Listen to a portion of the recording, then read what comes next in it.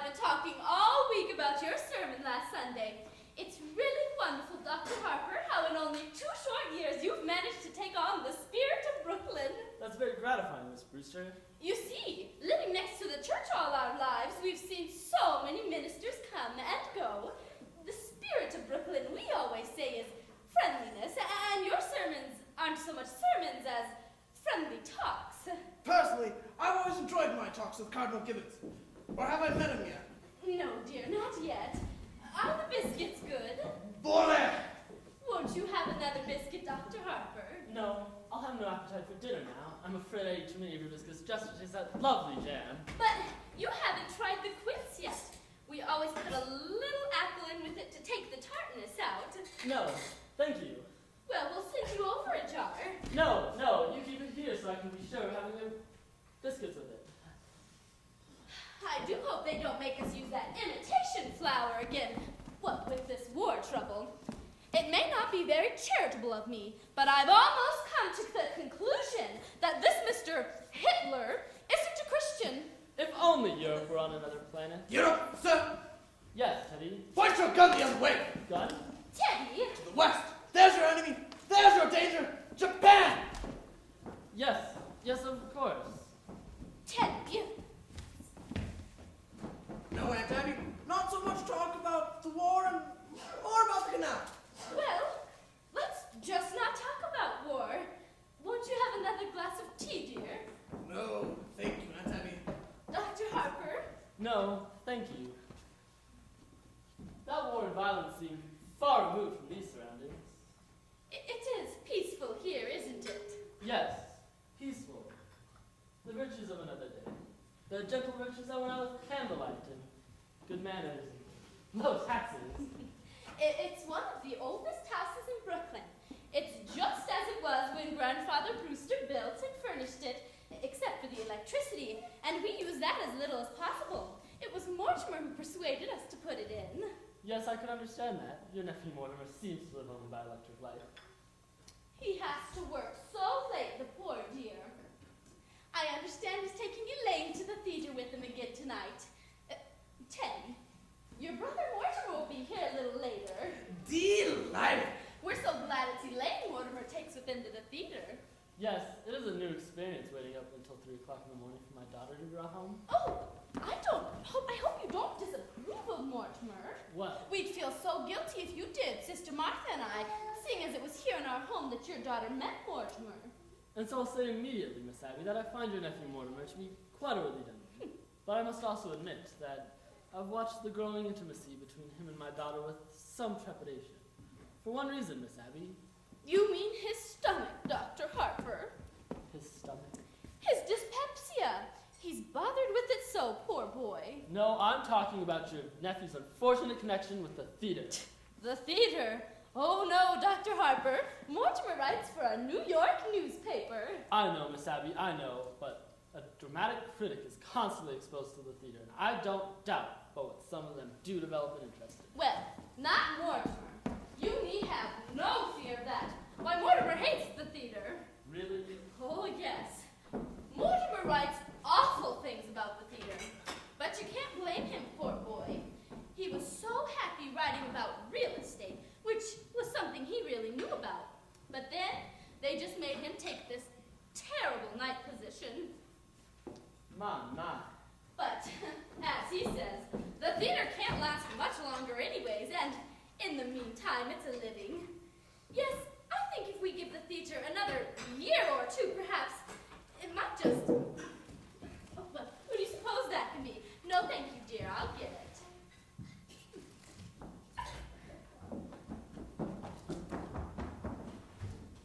Oh, come in, Mr. Brophy. Hello, Miss Brewster. How are you, Mr. Klein? Very well, Mrs. Brewster.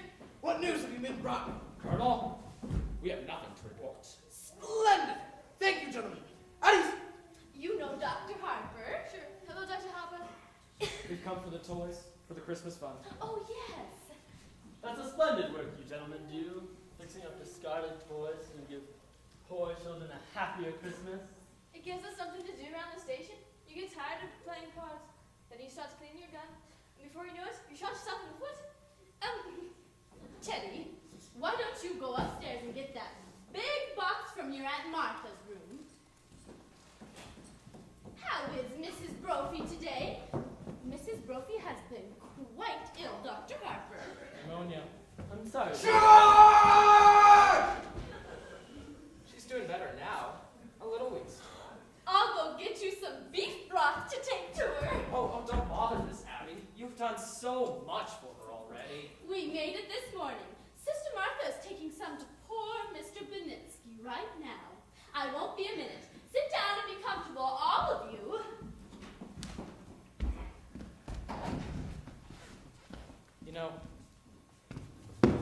shouldn't go to all that trouble.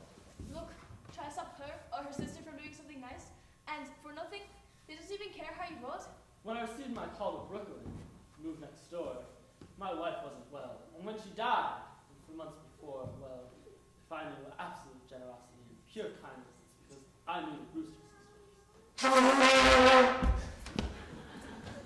Teddy, you've promised not to do that. I must call my cabinet to get the release of the supplies. Used to do that in the middle of the night. The neighbors, Grace, came with us.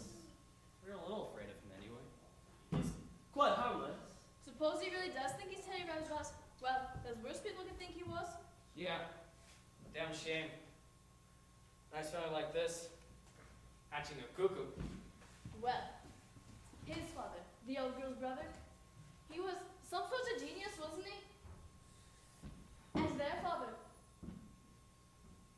Teddy's grandfather, well, seems to me I hear he was a little crazy too. Yep. Crazy like a fox. He made $1 million. Here in Brooklyn. Yep. Patson's medicine.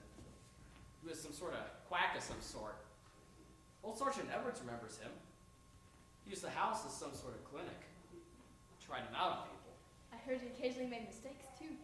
Well, the department never bothered him much because he was pretty useful in autopsies sometimes, and especially poison cases. Well, whatever he did, he left his daughters fixed for life. Thank God for that. Not that they ever spent any of it on themselves. I mean, Yes, I'm well acquainted with the charities. You don't even know the tenth of it?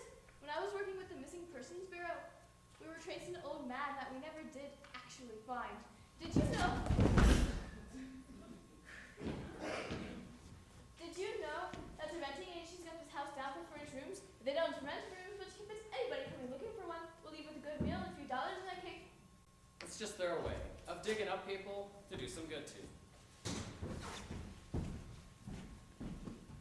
Well now, isn't this nice? Good afternoon, Miss Brewster. How do you do, Mr. Brophy?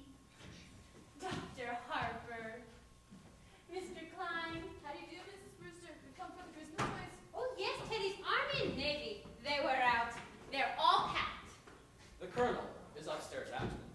The cabinet has to okay it. Yes, of course. I hope Mrs. Brophy's better?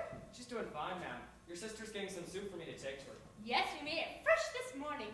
I just took some to a poor man who broke ever so many bones. Whew. Oh, you're back, Martha. How was Mr. Benitsky? Well, dear, it's pretty serious, I'm afraid. The doctor was there. He's going to have to amputate in the morning. Can we be present? No. I asked him, but he said it's against the rules of the hospital. You could be an assistant, and you must spare yourself something. Here's the broth, Mr. Brophy. Be sure it's good and hot. Yes, ma'am. Is this fine? This will make a lot of kids happy? That's how Malik is nuts about soldiers? That's General Mines. I've retired. Hey, what's this? The organ! Oh, Teddy, dear, put it back.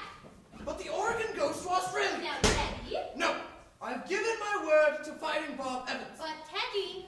What does it matter when kid gets it? Bobby Evans? Is he Cohen? Well, we'll be running along, man. And thank you very much. Not at all. I must be running along. Oh, before you go, Dr. Harper. Charge! Charge the blockhouse! The blockhouse. Yes, the stairs are only 7 hill. Have you ever tried convincing him that he wasn't Teddy Roosevelt? Oh, no. He's so happy being Teddy Roosevelt. Well, once, a long time ago, remember, Martha, we thought if he might be George Washington, it may be a change for him. But he stayed under his bed for days and wouldn't be anybody. And we'd so much rather he be Mr. Roosevelt than nobody. Well, if he's happy, what's more important, you're happy. You'll make sure he signs it. What are they? Dr. Harper has made all the arrangements for Teddy to go to Happy Dale Sanitarium after we pass on.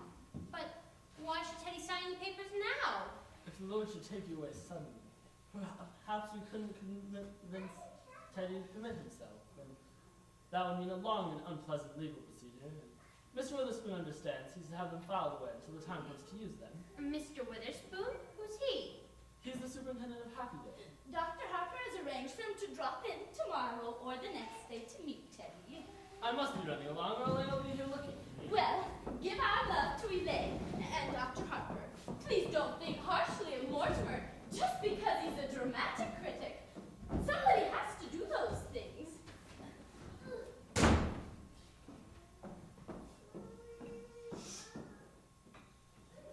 Did you just have tea? Isn't it rather late? Yes, and, dinner's going to be late too. Why? Teddy, good news for you. You're going to Panama to dig another lock for the canal. That's bully! Just bully! I shall prepare at once! Charge! Oh, Abby! Wow, was out. Yes, dear, I couldn't wait for you. I didn't know when you'd be back and Dr. Harper was coming. But all by yourself? Oh, I got along just fine. Well, I'll run right downstairs and see. Oh, no, dear. There wasn't time. Besides, I was all alone. Well... Oh, Martha, just look in the window seat.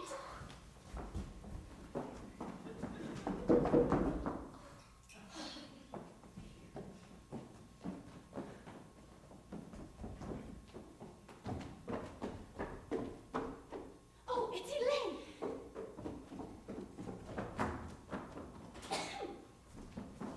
Come in, dear. Good afternoon, Miss Abby. Good afternoon, Miss Martha. I thought Father was here. He, just this minute left. Didn't you meet him? No, I took a shortcut through the cemetery. Mortimer hasn't come yet? No, dear. Oh, he asked me to meet him here. Do you mind if I wait? Not at all. Why don't you sit down, dear? But we really must speak to Mortimer about doing this to you. Doing what?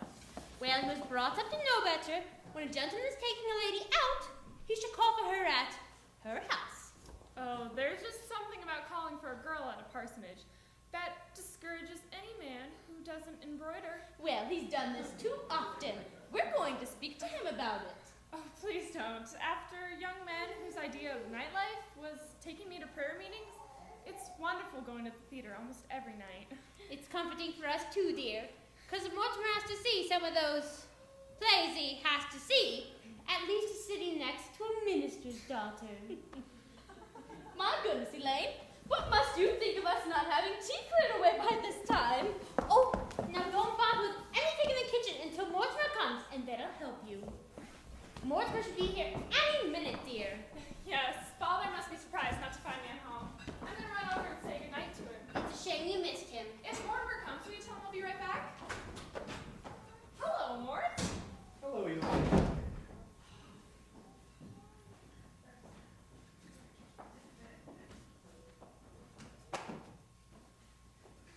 Hello, Aunt Martha. Abby! Mortimer's here! Were you going somewhere? I was just gonna run over and tell Father not to wait up for me tonight. I didn't know that was still being done, even in Brooklyn. Hello, Mortimer. Hello, Aunt Tabby. How are you, dear? All right, and you look well. Haven't changed much since yesterday. Oh, my goodness. It was yesterday, wasn't it? We're seeing a great deal of you lately. Well, come sit down, sit down.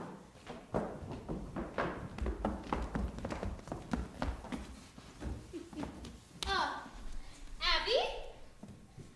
Haven't we something to do in the kitchen? You know, tea things. Oh, yes. Yes, the tea things. Well, you two just make yourselves at home. Just make yourselves at home.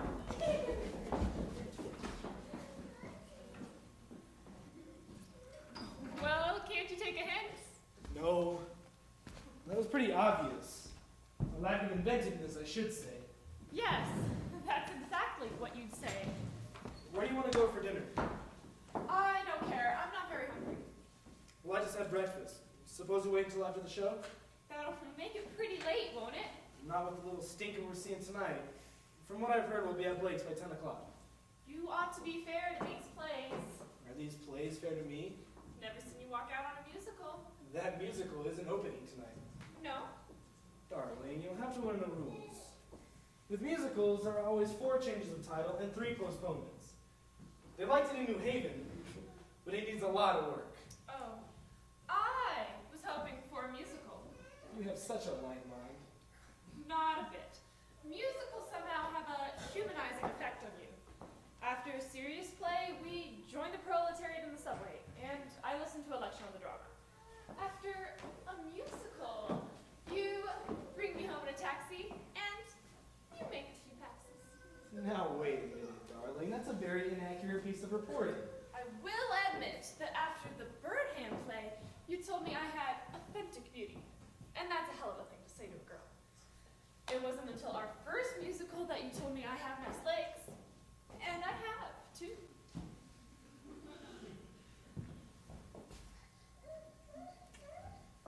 For a minister's daughter, you know a lot about life. Where'd you learn it? The choir loft. I'll explain that to you sometime, darling. The close connection between eroticism and religion. Religion never gets as high as the choir loft. Which reminds me, I better go tell Father not to wait up for me tonight. I've never been able to rationalize it. What? Falling in love with the girl who lives in Brooklyn. Falling in love? You're not stooping to be articulate, are you? The only way to regain my self-respect is to keep you in New York. Did you say keep? No. I've come to the conclusion that you're holding out for the legalities. I can afford to be a good girl for quite a few years yet. I can't wait that long. Where can we be married in a hurry? Say tonight. I'm afraid Father will insist on officiating. Oh, God. I bet your father could even make a marriage service sound pedestrian. You wouldn't, but by chance, be writing a review on it, would you? Forgive me, darling. It's an occupational disease. I may just give that play tonight a good notice. Oh, darling, don't pretend you love me that much. Be sure to tell your father not to wait up for you tonight. I think tonight, I better tell him to wait up. I'll telephone Winchell to publish the banns. Nevertheless... All right. Everything formal and legal, but no later than next month. Oh, darling, I'll talk it over with Father and set the date. No! We'll have to see what's in rehearsal. There'll be plenty of other first nights in October. Hello, Mortimer. How are you, Mr. President? Bully, thank you, just bully. What news have you got? Just this, Mr. President. The country is squarely behind you. I know. Isn't it wonderful? Well, goodbye. Goodbye. Where are you off to, Teddy? Panama! Panama's a settler. He digs locks for the canal down there. You're so sweet with him, and he's very fond of you. Well, Teddy was always my favorite brother. Favorite? Were there more of you? There's another brother, Jonathan. I've never heard of him. Your aunts never mentioned him. No, we don't like to talk much about Jonathan. He left Brooklyn at an early age, by request. You see, Jonathan was the kind of boy who liked to cut worms in two, with his teeth. What became of him? I don't know. He wanted to become a surgeon like grandfather, but he wouldn't go to medical school first. And his practices got him into trouble. Aren't you two going to be late for the theater? We're skipping dinner. Won't have to start for a half an hour. Oh, well then, I'll leave you two alone together again. Don't bother, darling. I'm going to run over and speak with Father. Before I go out, he likes to pray over me a little. I'll be right back. I'll cut through the cemetery. If the prayer isn't too long, I'd have time to lead you beside the still bars.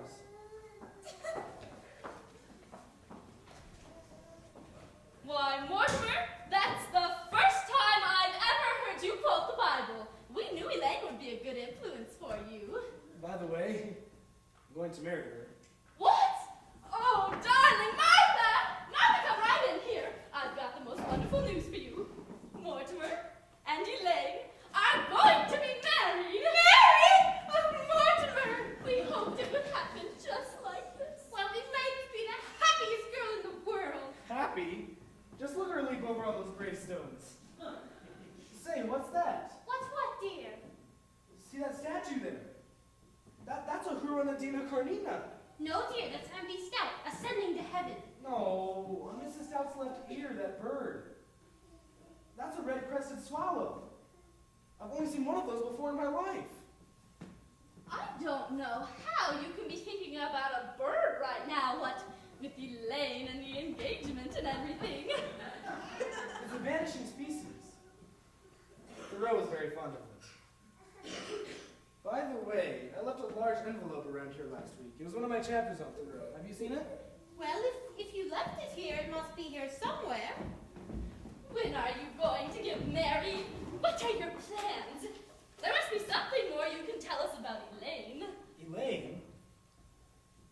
Oh, yes, Elaine. She thought it was brilliant. What was here?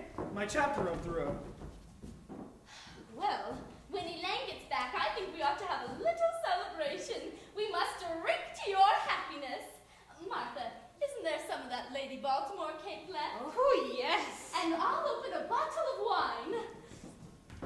Oh, I think it happened here. In this room! Where can I have put that? Well, dear, with your fiancé sitting beside you tonight, I do hope the play is something you can enjoy for once. It may be something romantic. What's the name of it again? Murder Will Out. Oh, dear. As soon as the curtain goes up, the first thing you'll see will be a dead body.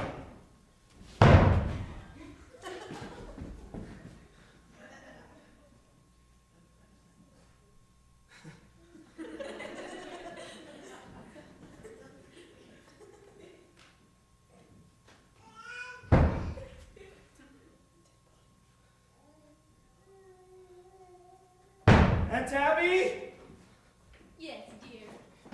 you were going to make plans for Teddy to go to that sanitarium, Happydale. Oh, yes, dear. It's all arranged. Dr. Harper was over today and brought the papers for Teddy to sign.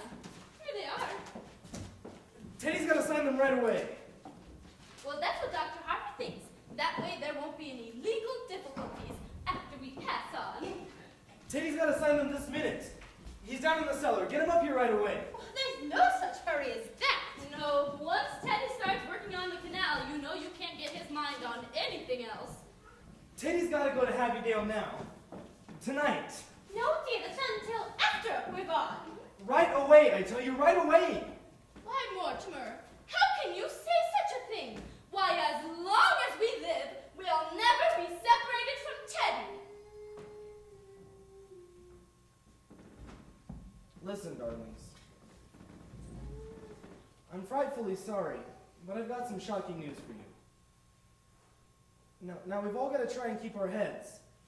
You know, we've kind of humored Teddy this whole time because we thought he was harmless. Why, he is harmless. He was harmless. That's why he's got to go to Happydale. Why he has to be confined. Mortimer, why have you suddenly turned against Teddy, your own brother? Might as well know sometime. Teddy's killed a man. Nonsense, dear. There's a body in the window seat. Yes, dear, we know. You know? Yes, but it has nothing to do with Teddy. Now, Mortimer, just forget about it. Forget you ever saw the gentleman.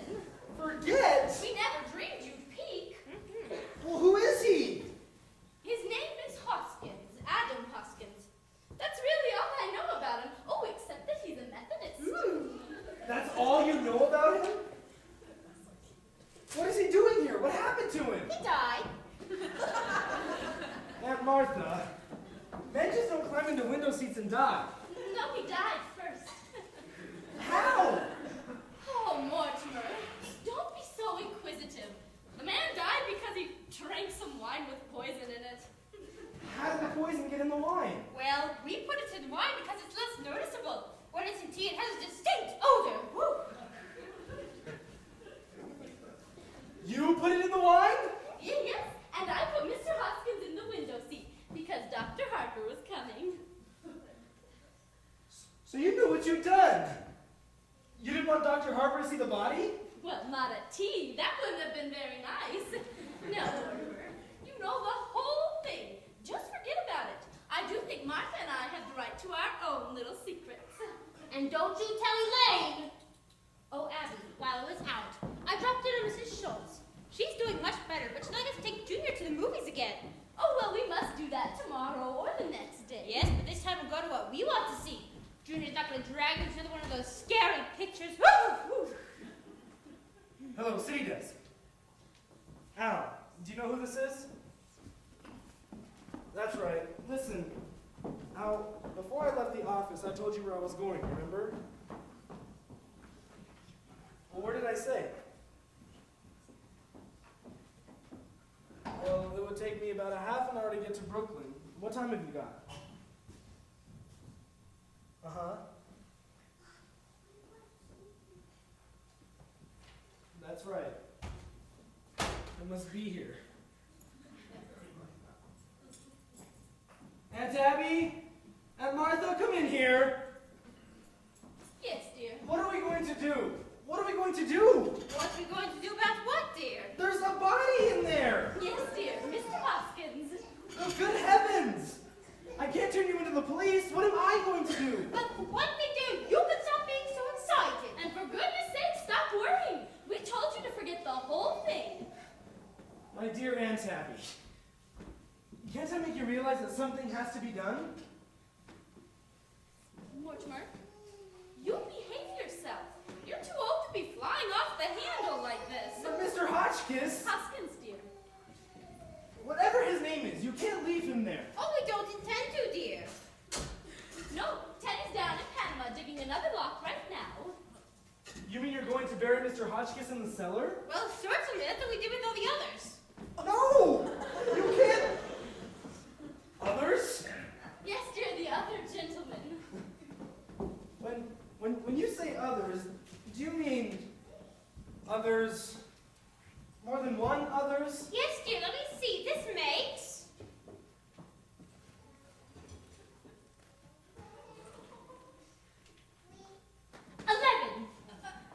No, dear.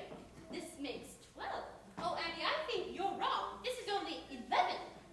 No, dear, because I remember when Mr. Hoskins first came in, it occurred to me that he would make just an even dozen. Well, you really shouldn't count the first one.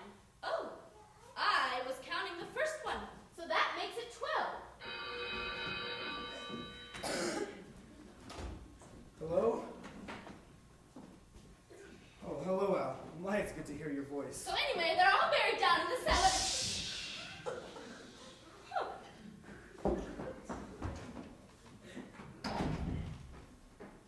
No, Al, I'm sober as a lark. I just called you because I was feeling a bit perendello. Peer, you wouldn't know. Al, listen. Get a hold of George right away. He's got to review the play tonight. I can't make it. No, Al, you're wrong. Get a hold of George, Al. This is my department. I'm running it. Get a hold of George.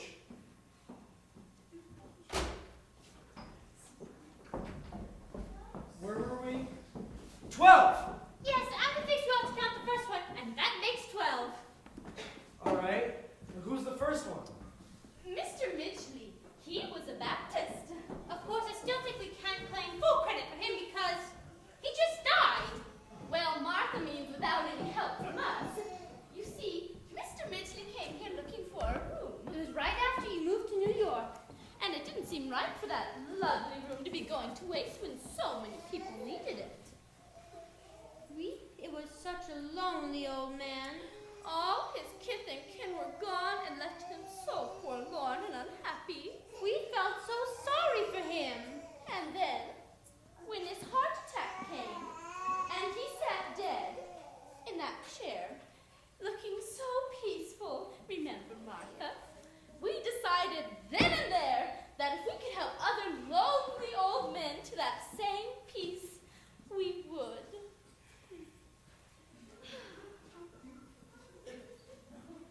He sat dead in that chair? How awful for you! Oh no, dear. Why, it was rather like old times. You know your grandfather always used to keep a cadaver or two around the house. You see, Teddy has been digging in Panama, and he thought Mr. Midgley was a yellow fever victim. That meant he had to be buried right away. So we all took him down to Panama and placed him in the lock. Now you see, dear, that's why we told you not to worry, because we know exactly what's to be done. So that's how this all started? Some man walking in here and dropping dead? Well, of course we knew we couldn't count on that happening again. So... You remember those jars of poison right up on the shelf in your grandfather's laboratory all these years? And you know your Aunt Martha's knack for mixing things. You've eaten enough of her piccalilli. Well, dear, for a gallon of elderberry wine, I take 1 teaspoonful of arsenic, a half a teaspoonful of strychnine, then just a pinch of cyanide. Should have quite a kick. Why, yes. In fact, one of our gentlemen found time to say before he died, "How delicious." Well, we'll have to get things started in the kitchen. I wish you could join us for dinner. I'm trying out a new recipe. Ooh. I couldn't eat a thing. I'll be along to help you in a minute, dear. Whew. Well, I feel so much better now. Oh, you're waiting for Elaine, aren't you? You must be so happy. I'll leave you alone with your thoughts, dear.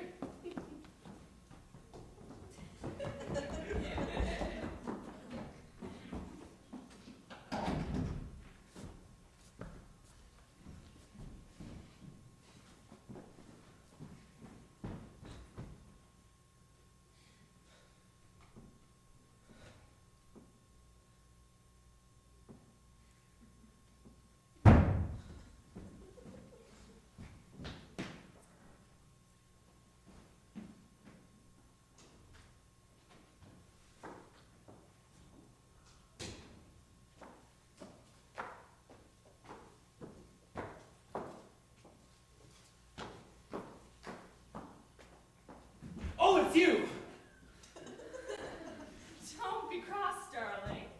Father could see that I was excited, so it made it hard for me to leave. But listen, darling, he's not going to wait up for me tonight. You run along home, Elaine. I'll call you up tomorrow. Tomorrow? You know I always call you up every day or two. But we're going to the theater tonight. No, we're not. Well, why not? Elaine, something's come up. What, darling? Mortimer, you've lost your job. No, I haven't lost my job. I'm just not covering the play tonight. Now you run along home, darling. But I've got to know what's happened. Certainly you can tell me. No, dear, I can't. But if we're going to be married... Married? Have you forgotten that not 15 minutes ago you proposed to me? I did? Yes! As far as I know, that's still on. Now run along home, darling. I've got to do something. Listen, you can't propose to me 1 minute and then throw me out of the house the next. I'm not throwing you out of the house, Elaine. Will you get out of here? No, I won't get out of here. Not until I've had some kind of explanation. Elaine!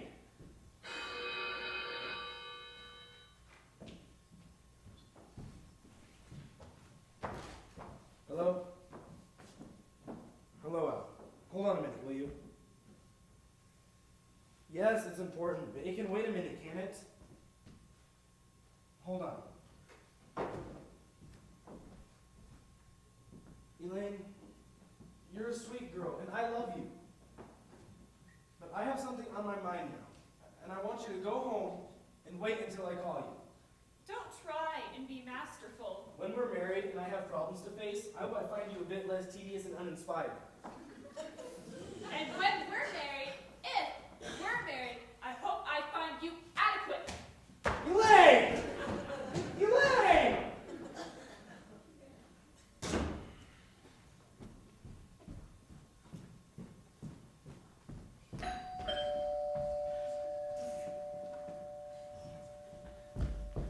Hello?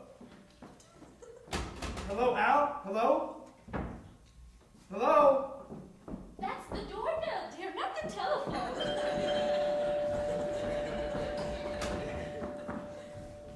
Oh, how do you do? Come in. I understand you have a room to rent? Yes. Won't you step in? Are you the lady of the house? Yes, I'm Miss Brewster, and this is my sister, another Miss Brewster. My name is Gibbs. Won't you sit down? I'm sorry, we were just setting the table for dinner. Hello, city desk. Let me talk to Al again. City desk. Al, city desk. What? I'm sorry, wrong number. May I see the room? Oh, why don't you sit down a minute and let's get acquainted? That won't do much good if I don't like the room. Is Brooklyn your home? Haven't got a home. Oh. Live in a hotel. Don't like it. Hello, city desk. Are your family Brooklyn people? Haven't got a family. All alone in the world? Yep. Well, Martha, you've come to just the right house. Do sit down. Hello, Al. Mort, we got cut off. Al, listen, I can't cover the play tonight. That's all there is to it. I can't. What church do you go to? There's an Episcopal church practically next door. I'm Presbyterian. Oh. Used to be. What is George doing in Bermuda? Certainly I told him we could go to Bermuda. This is my department, isn't it? Al, you've got to find somebody. Who else is around the office? Is there always this much noise? Oh, he doesn't live with us. Al, you've got to find somebody. What about the office boy? The bright one? No, Al, the one we don't like. Well, you look around the office. I'll hold on. I'd really like to see the room. It's upstairs. Won't you try a glass of our wine before we start up? Never touch it. Oh, we make this ourselves. It's elderberry wine. Elderberry wine. Haven't tasted that since I was a boy. Thank you. Well, there must be some printers around. Al, look, the fellow who sets my copy. He ought to know what I write. He's the third machine from the left. No, his name is Joe. Al, be careful with this one. He might turn out to be the next Burns Mantle. Do you have your own elderberry bushes? No, but the cemetery is full of them. No, I'm not drinking, but I'm going to start now. Do you serve meals? We might, but first just see whether you like our wine. Mortimer! Hey!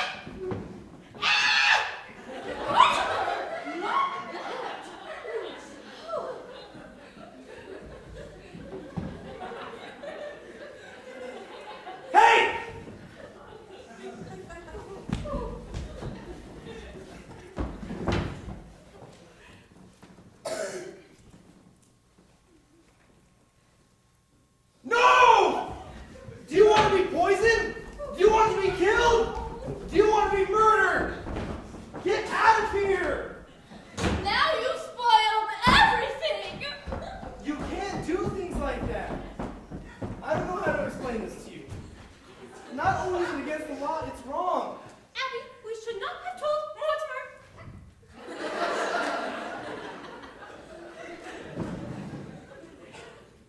What I'm trying to say, this has developed into a very bad habit. Mortimer, we don't try and stop you from doing the things you like to do, so I don't see why you should interfere with us. Hello?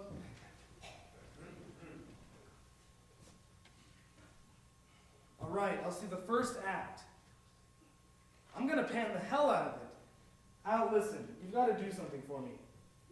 Get a hold of O'Brien, our lawyer, the head of the legal department. Have him meet me at the theater. Now don't let me down, okay? I'm starting now.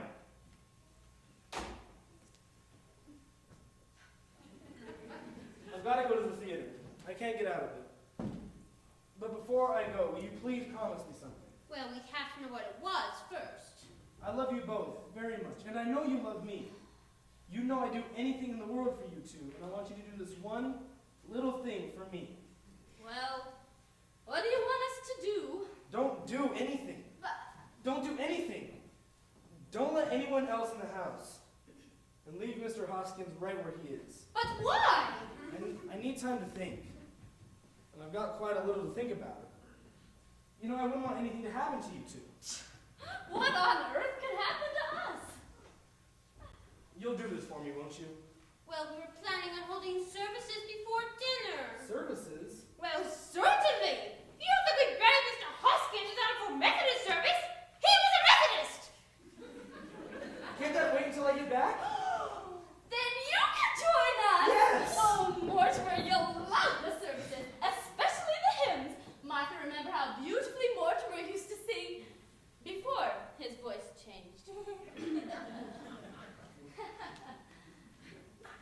Remember, you're not going to let anyone else in the house. It's a promise. Well, oh, Martha, we can do that now that Mortimer's cooperating with us. Well, all right, Mortimer. Have you got some paper? I'll get back just as soon as I can. There's a man I have to see. Here's some stationery. Will this do? This will be fine. I can save time if I write my review on the way to the theater.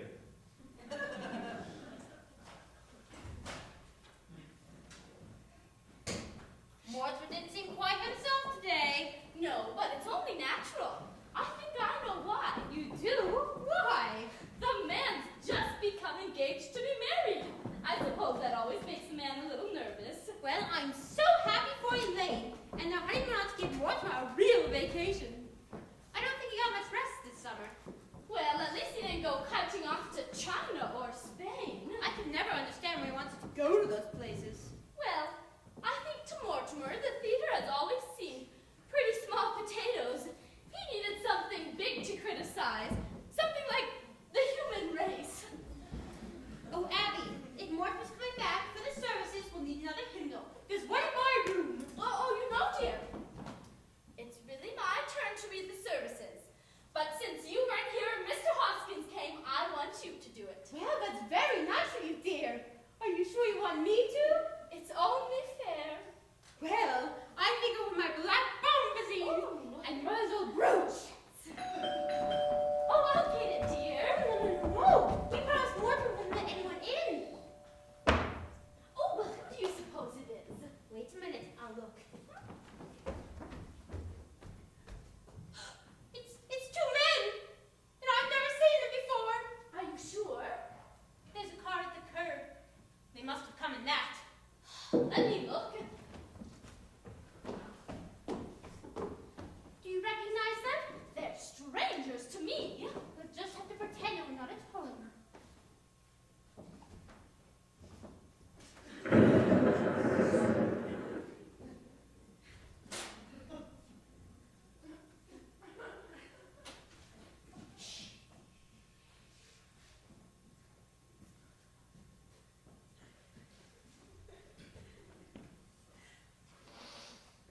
Come in, Doctor.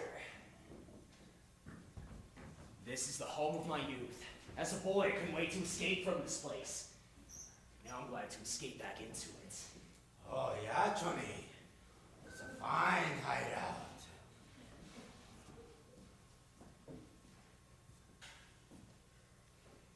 The family must still live here. There's something so unmistakably Brewster about the Brewsters.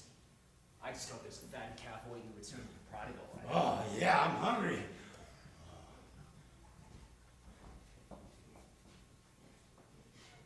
Look, Johnny, drinks. Ah, as though we were expected. A good omen. Who are you? What are you doing here? Why, Aunt Annie, Aunt Martha, it's me, Jonathan. You get out of here! But it's me, your nephew, Jonathan. You're not our nephew, Jonathan, so don't you pretend you are. You just get out of here. But I am Jonathan, and this is Dr. Einstein. He's not Dr. Einstein either. No, not Dr. Albert Einstein. Dr. Herman Einstein. Who are you? You're not our nephew, Jonathan.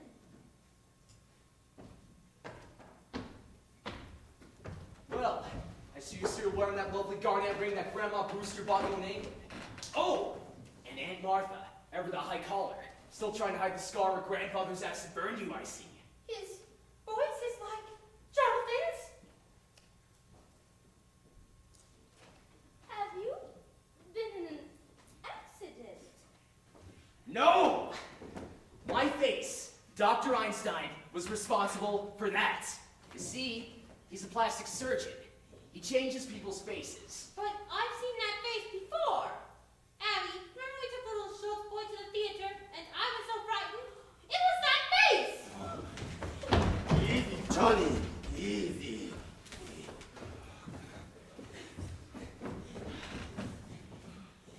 Don't worry, ladies. Well, the last 5 years, I give Johnny 3 new faces. And I give him them right away. Well, this last face, I see that picture too, right before I operate. And I was intoxicated. See, Doctor, you see what you've done to me? Even my own family can't Ah, Johnny, you're home, in this lovely house. Oh, how often he talks about Brooklyn, about this house, about his aunts he loves so much. They know you, Tony. You know, it's Jonathan. Speak to him. Tell him so. Well, Jonathan, it's been a long time. Where have you been all these years? Yes, where have you been? Oh, England, South Africa, Australia, last 5 years Chicago. Dr. Einstein and I were in business there together. Oh, we were in Chicago for the World's Fair. Yes, we found Chicago awfully warm. Yeah, it got hot for us too. Well, it's wonderful to be in Brooklyn again. And you, Abby. Martha, you don't look a day older. Just as I remembered you. Sweet, charming, hospitable. And dear Teddy, did he ever get into politics?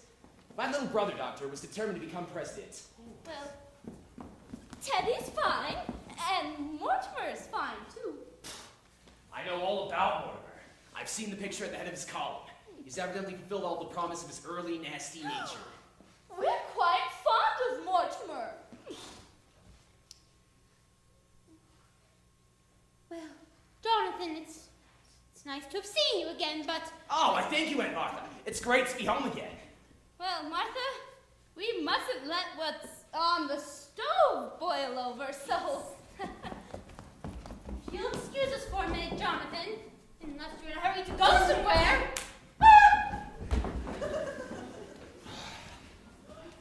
Well, Johnny, we got to think fast. The police got pictures of that face.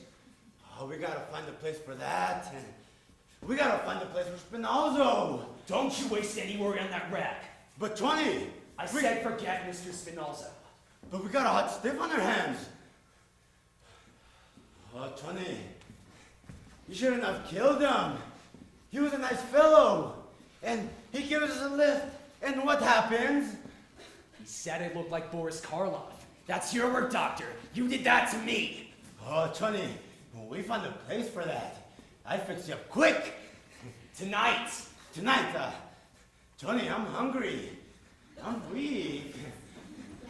Jonathan, we're glad that you remembered us and took the time to drop in and say hello, but you were never happy in this house, and, well, we were never really happy while you were in it, so we just came in to say goodbye. And Abby, I can't say that your feelings toward me come as any kind of surprise. See, I've spent many a great hour regretting the heartache I must have given you as a boy. Well, you were quite a trial. However, my greatest disappointment is for Dr. Einstein. You see, I promised him that no matter how rushed we were in passing through Brooklyn, I would take the time to bring him home for one of Aunt Martha's delicious home-cooked meals. Oh, I'm sorry. I'm afraid there wouldn't be enough. Abby, it's a pretty good-sized hot roast. Hot roast? I think the least we can do is... Why, thank you, Aunt Martha. We'll stay to dinner. Well, we'll hurry it along. Jonathan, if you'd like to freshen up, why don't you use the washroom in Grandfather's old laboratory? Is that still there? Oh, yes, just as it was. Well, I better help Martha get things started in the kitchen, since we're all in a hurry. Well, we get the meal anyway. Grandfather's laboratory, Doctor. The perfect operating room. And just as it was, too. Johnny, Too bad we can't use it. Why, after you're done with me, we can make a fortune here. Just think about it, Doctor. The large floor in the attic, 10 beds, Doctor. And Brooklyn's crying for our talents. Why work yourself up, Johnny? Anyway, I think we're here too late for Brooklyn. Oh, Doc, you do not know this town. Practically everyone in Brooklyn's begging for a new face. But so many of the old faces are locked up. Small potatoes. And the boys in Brooklyn are known for paying generously to stay out of jail. Oh, Johnny, your aunts, they don't want us here. Doc, leave it to me. Why, this place will be our headquarters for years. Johnny, that would be beautiful. Oh, this is a nice, quiet house. Oh, those aunts of yours, I love them already. We get the bags up, yeah? Doc, not so fast. We must wait until we're invited.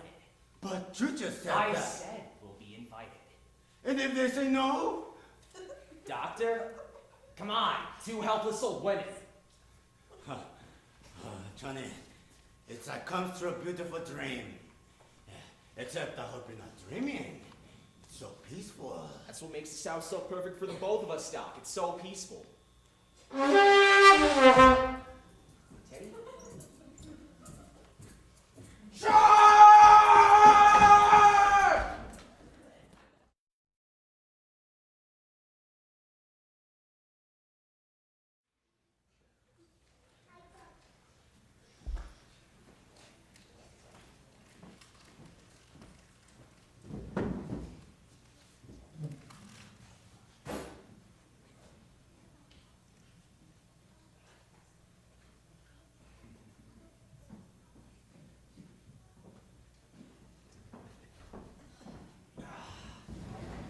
Why, yes, aunties.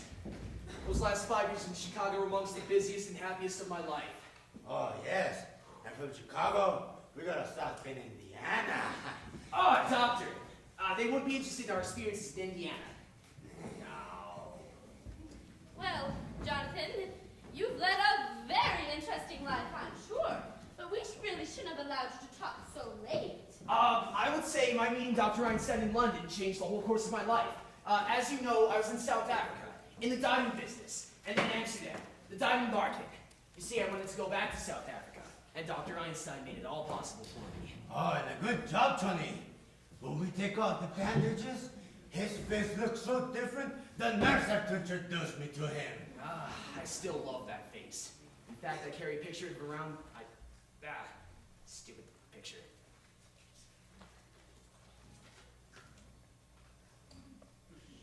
Well, that looks more the way you used to look, but I still wouldn't know you. I think we'll go back to that face, Doctor. Yeah, it's safe now. Well, I know you both want to get going to where you're going, so... But aunties, I'm so full of that delicious dinner I can hardly move a muscle. Yeah, it's nice here. After all, it's very late. I found it! I found it! What did you find, Teddy? The story of my life. My biography. Hey, here's that picture I was telling you about, General. Here we are, the both of us. General Goethals and President Roosevelt at Cobra Kai. That's you, General, and that's me. My, how I've changed. Well, you see, that picture hasn't been taken yet. We haven't even started work on Cobra Kai. We're still digging locks from Panama, and now, General, you will accompany me on the inspection of the new lock. What? No, Jenny, not Panama. No. Yeah, we can go some other time. Panama's a long way off. Oh, nonsense! It's just down in the cellar. The cellar? Oh, we let him dig the Panama Canal. In the cellar. General Goethals, as President of the United States, Commander-in-Chief of the Army and Navy, and the man who gave you this job, I demand that you accompany me on the inspection of the new lock. Teddy, I think it's time we went to bed. I beg your pardon? Who are you?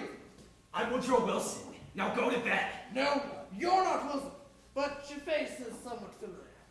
Let me see. You're not anyone I know now. Perhaps on my hunting trip to Africa. Yes, you look like someone I'd meet in the jungle.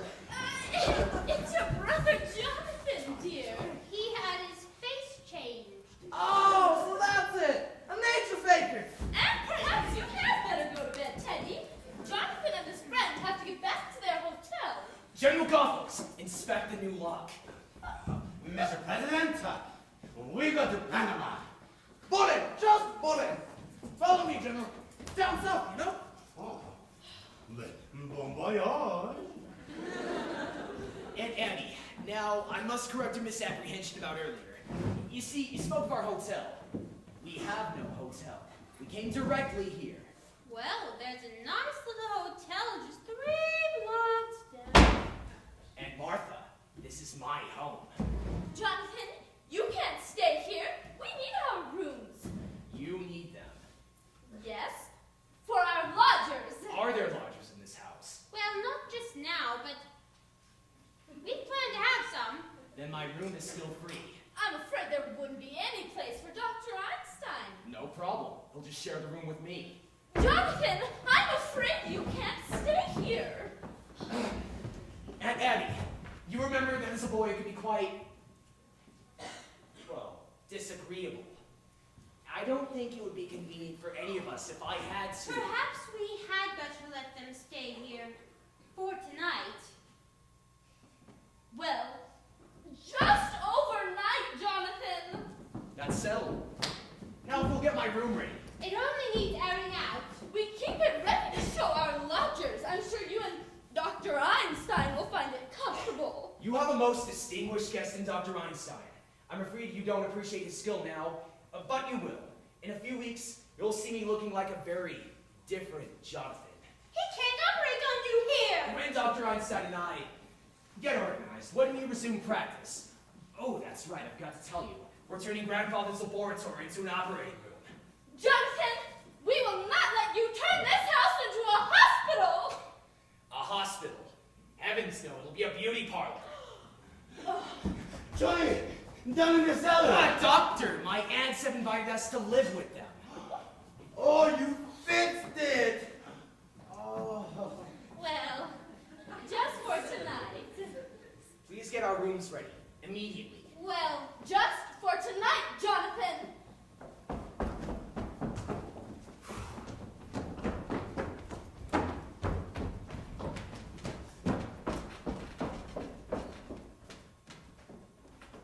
Johnny, when I go down in the cellar, what do you think I find? What? The Panama Canal. The Panama Canal. Yeah, it's a hole, Teddy dog. It's 6 feet long and 4 feet wide. It just fits Mr. Spinozzo. Down there. You'd think that you would bring Mr. Spinozzo in. That's hospitality. A rather good joke of my aunt's. Then living in a house with a body buried in the cellar. Well, how do we get him in? Yes, we can't just walk him in through the front door. I'll pull the car up. No.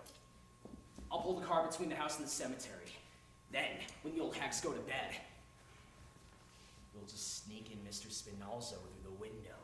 Oh, Johnny, just think of it. We get a bed tonight. Doctor, easy! Remember, you're operating tomorrow. And this time you better be sober. Oh, yes, Johnny.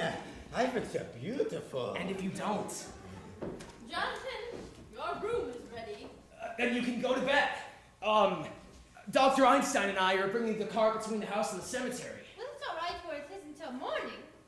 I don't want to leave the car in the street. That might be against the law.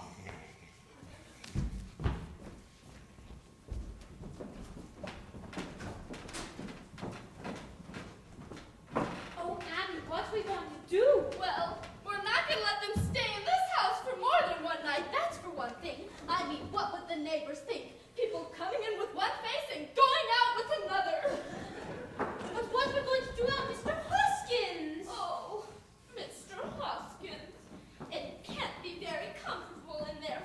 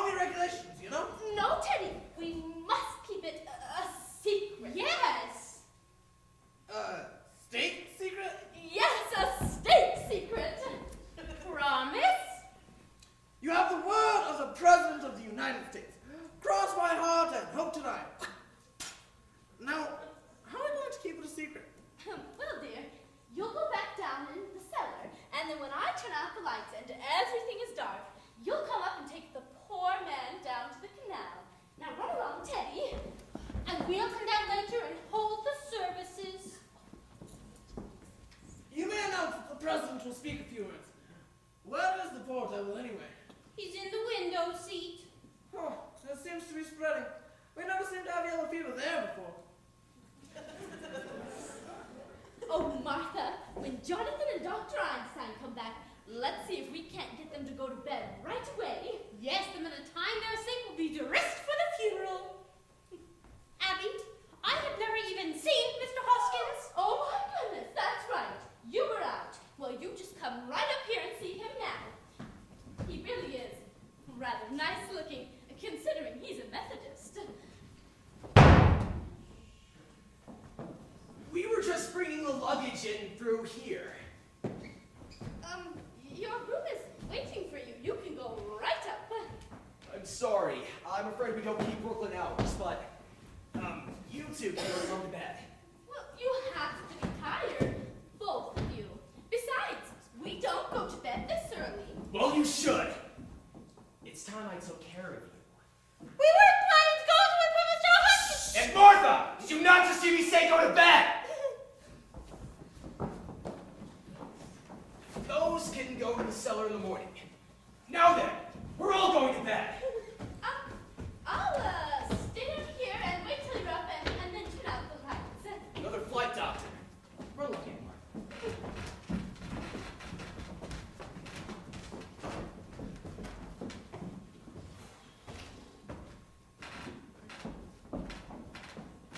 Now, Aunt Tabby. I'll be right up.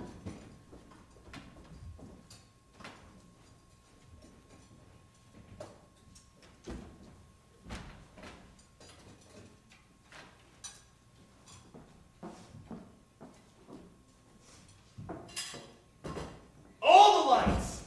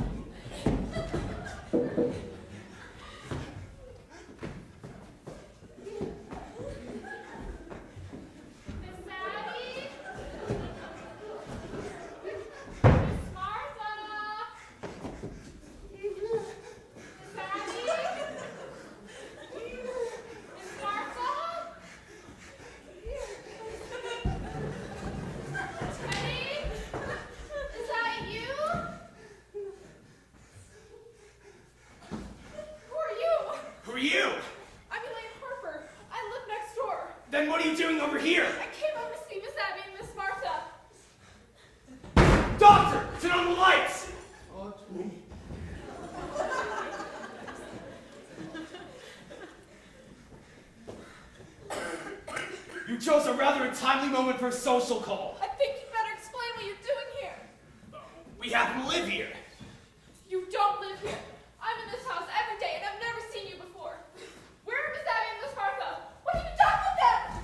Perhaps we better introduce ourselves. This is Dr. Einstein. Oh, yeah. Dr. Einstein? A surgeon of great distinction. And apparently something of a magician. And I suppose you were going to tell me that you're Boris Karloff. I'm Jonathan Rooster. Oh, so you're Jonathan. So I see you've heard of me. Yes, just this afternoon, for the first time. And what did they say about me?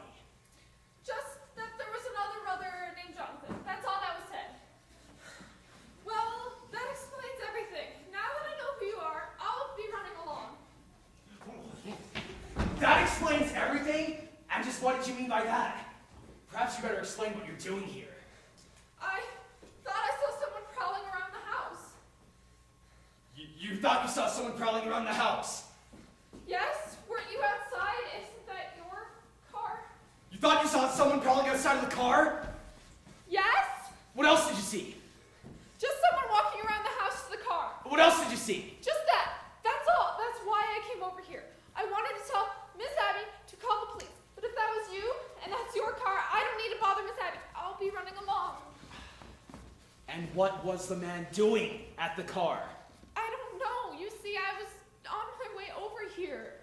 I think you're lying. Oh, I think she's telling the truth, Johnny. No, I think she's lying. A girl breaking into other people's houses this time of night? I think she's dangerous, Doctor. She shouldn't be allowed around loose. Take your hands off of me! Doctor! It's going to be a private funeral. Teddy, tell these men who I am. That's my daughter, Alice. No! Doctor, you're having change!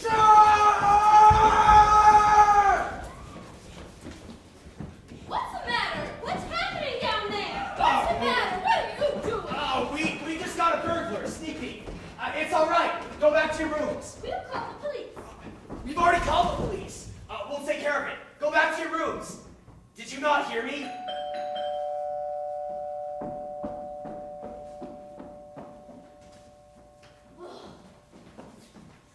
Martin, where have you been? To the North-Base Theater. I should have known better. By God, I'm still there.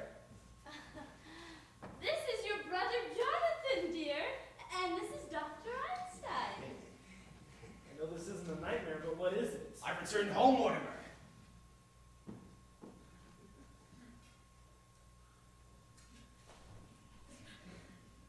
What did you say this was? It's your brother Jonathan, dear. He had his face changed. Dr. Einstein performed the operation. Jonathan? Jonathan, you always were a horror. Do you have to look like one? Have you already forgotten the things I used to do to you when we were boys? The time when I tied you up to the bedpost, the needles under your fingernails. By God, it is Jonathan. Yes, I remember. I remember you as the most detestable, vicious, venomous form of animal life I ever knew. Don't you two boys start quarreling again the minute you've seen each other. There won't be any fight, Aunt Tabby. Jonathan, you're not wanted here. Get out. I'm afraid that Dr. Einstein and I have already been invited to stay. Not in this house. Well, just for tonight. I don't want him anywhere near me. Well, we did invite them for tonight, and it wouldn't be very nice of us to go back on our word.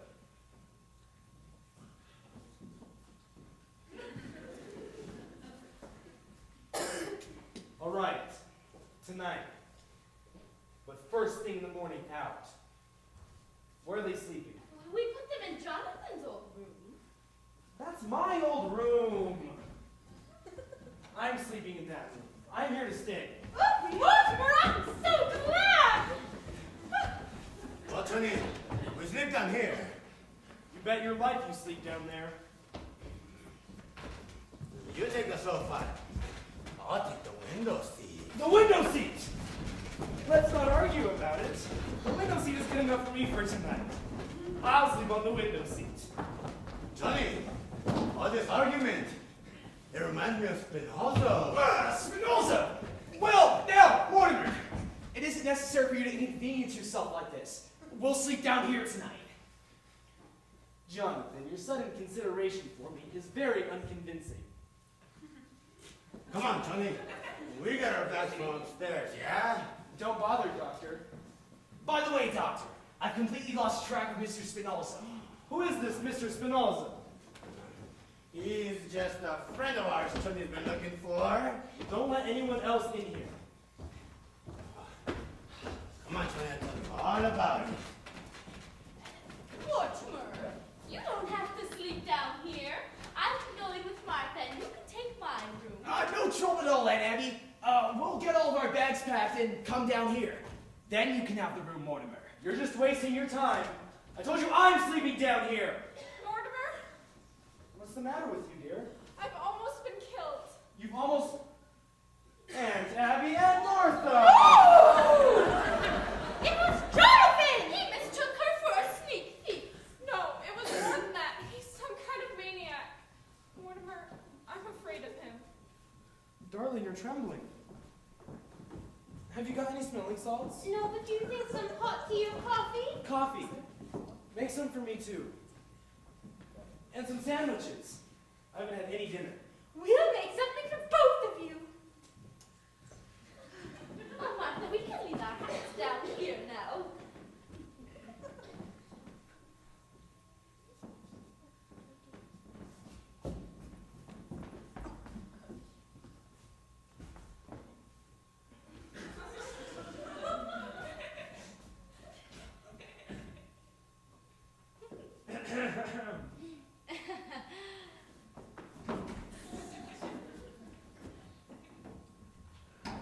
You weren't going out somewhere, were you? Do you know what time it is? It's after 12.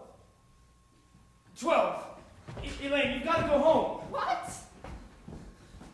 But wait a minute, we were going to make sandwiches for you both. It won't take a minute. Why don't you remember? Wants to celebrate your engagement. That's what we'll do, dear. We'll make a nice one for both of you. And I'll put a bottle of wine. Oh, yes. All right. No wine! Mortimer, what's going on in this house? What do you mean, what's going on in this house? We were supposed to go to dinner tonight and the theater. You called it off. You asked me to marry you, and I said I would, and then 5 minutes later you threw me out of the house. And now, after your brother tries to strangle me, you want to chase me home. Now listen, Mr. Brewster, before I go home, I need to know where I stand. Do you love me?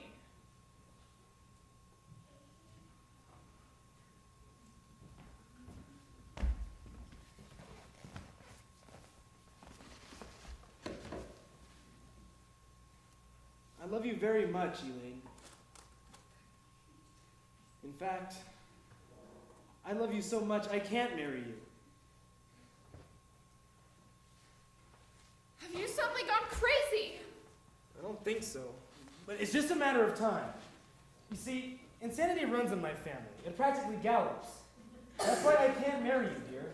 No, wait a minute. You've got to do better than that. No, dear. If you really knew my family... Well, it's what you'd expect if Strindberg had written Hell's the Poppin'. Now, just because Teddy's a little... No, dear, it goes way back to the first Brewster, the one who came over the Mayflower. You know, in those times, the Indians used to scout the settlers. He used to scout the Indians. Mortimer, that's ancient history. No, dear. Take my grandfather, for instance. He tried out his patent medicines on dead people. To be sure he wouldn't kill them.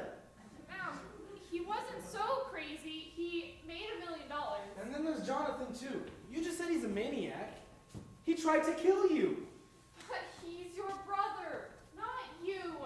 I'm in love with you. And then there's Teddy. You know Teddy. Thinks he's Roosevelt. No, dear. No Brewster should marry her. I realize now that if I'd have met my father in time, I'd have stopped it. Now, darling, all this doesn't prove you're crazy. Look at your aunts. They're Brewsters, aren't they? And they're the sanest, sweetest people I've ever met. Well, even they have their peculiarities. And what lovely peculiarities. Kindness, generosity, human sympathy. There's another one. Yes, of course there's another one. You can't tell me anything about your aunts. I'm not going to, dear. You run along home, Elaine. Something very important has just come up. Up? From where? We're here, alone. Together? I know I'm acting irrationally. Put it to the fact that I'm a mad Brewster. Now, if you think you're going to get out of this by pretending you're insane, you're crazy. You may not want to marry me, but I am going to marry you. I love you, you don't. Well, if you love me, you'll get the hell out of here! At least walk me home. I'm afraid. Afraid? A little walk through the cemetery? Will you kiss me goodnight? Of course, dear. Good night, dear. I'll call you up in a day or two. You critic! Aunt Abby, Aunt Martha, come in here. We'll be in a minute, dear. Come in here now. Well, what is it, dear? Where's Elaine? I thought you promised not to let anyone in the house while I was gone. Well, Jonathan just walked in. I don't mean Jonathan. Well, Dr. Einstein was with him. I don't mean Dr. Einstein. Who's that in the window seat? We told you, Mr. Hoskins.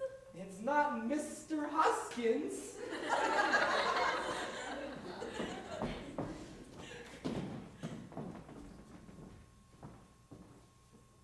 Who can that be? Are you trying to tell me you've never seen that man before? I most certainly am.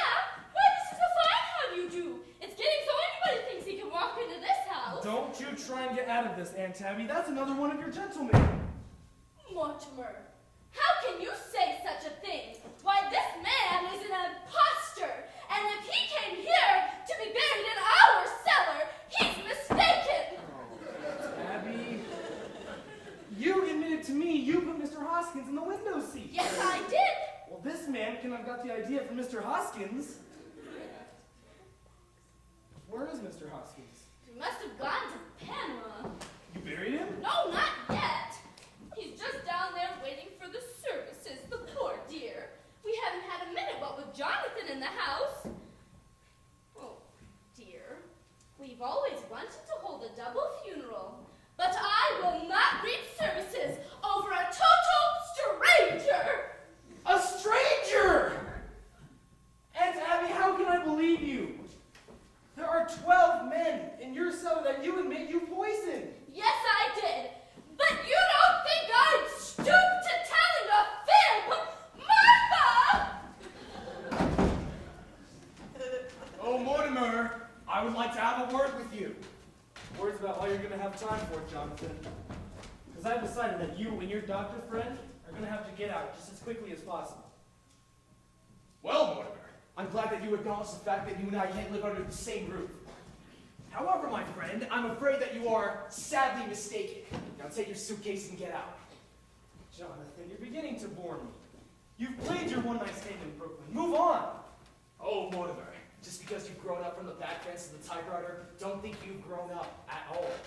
I'm staying, and you're leaving, and I do mean right now. If you think I can be frightened, if you think there's anything I fear, Oh, Mortimer, I've lived a very strange life, but it's taught me one thing, to be afraid of nothing. Martha, you just come and see what's in that window seat. Now, Aunt Abby! Ah!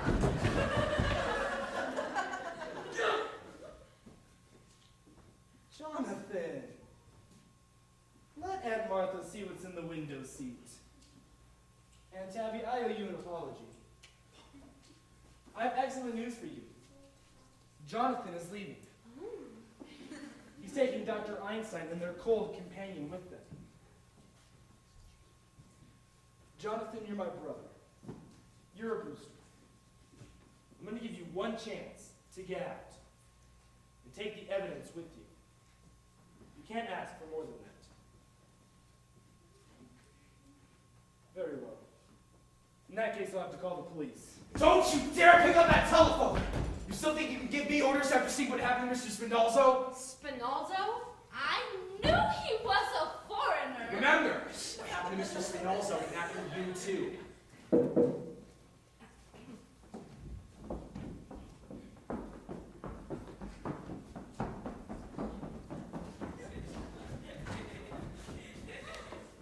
Hello, Miss Abby. Officer O'Hara, is there something we can do for you? Nope, I saw the lights were on. I thought there might be a sickness in the house. Oh, I see you got company. I'm sorry to disturb you. No, come in. Yes, come in. Come right in, Officer O'Hara. This is our nephew, Mortimer! Pleased to meet you. And this is another nephew, Jonathan. Pleasure to make your acquaintance. Gee, it must be nice having your nephews visit you. Are they going to be staying with you for long? I'm staying. My brother Jonathan was just leaving. Say, I've seen you around here before, haven't I? I'm afraid not. Jonathan hasn't been home for years. Your face looks so familiar. Maybe I've seen a photograph of it. No, I don't think so. Yes, Jonathan. I'd hurry if I were you. Your things are all packed anyway, aren't they? Well, you'll be wanting to say your goodbyes. I'll be running along. What's the rush? Well, I only stopped in to make sure everything was okay. We're going to have some coffee in a minute. Won't you join us? Oh, I forgot the coffee. Well, I ought to make some more sandwiches. I should know your appetite by this time, Officer O'Hara. Don't bother. I'm due to ring in a few minutes. You can have a cup of coffee with us. My brother will be gone soon. Sit down. Say, ain't I seen a photograph of your brother around here? I don't think so.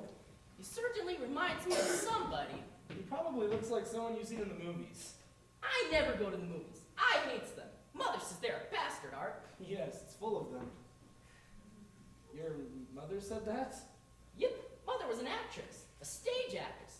Maybe you've heard of her. Peaches Latour. Sounds like a name I've seen on a program. What did she play?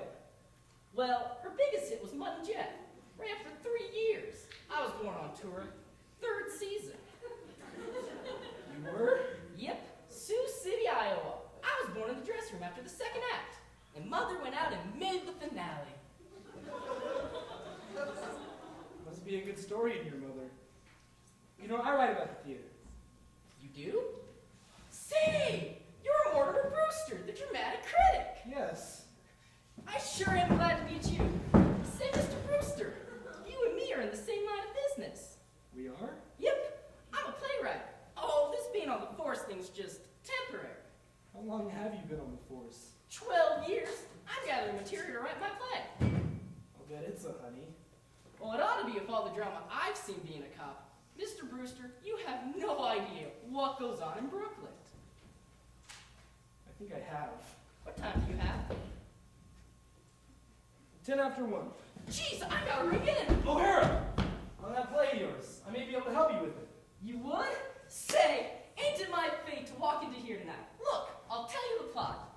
So there it is, on a cold summer morning in the middle of fall, and the maple trees are all with sappy little things coming out.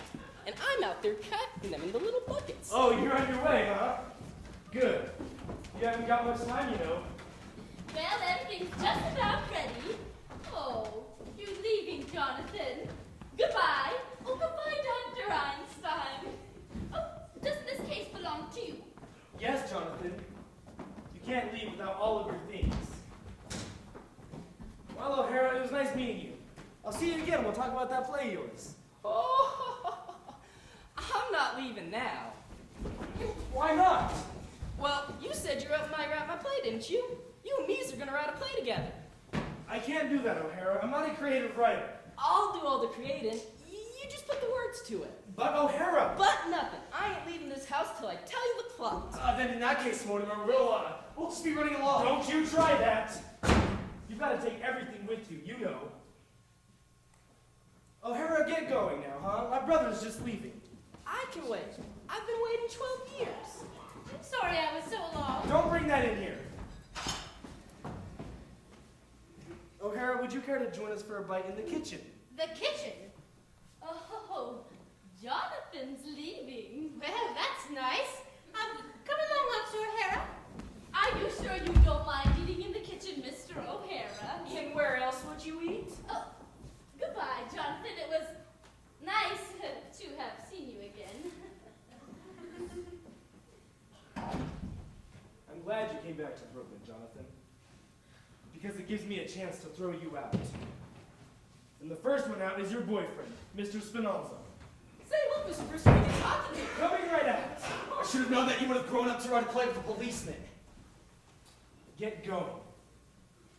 Now. All three of you. Doctor, this forever between my brother and I's got to be settled. But Johnny, he gives us a chance to get away. What more do you want? Doctor, you do not understand.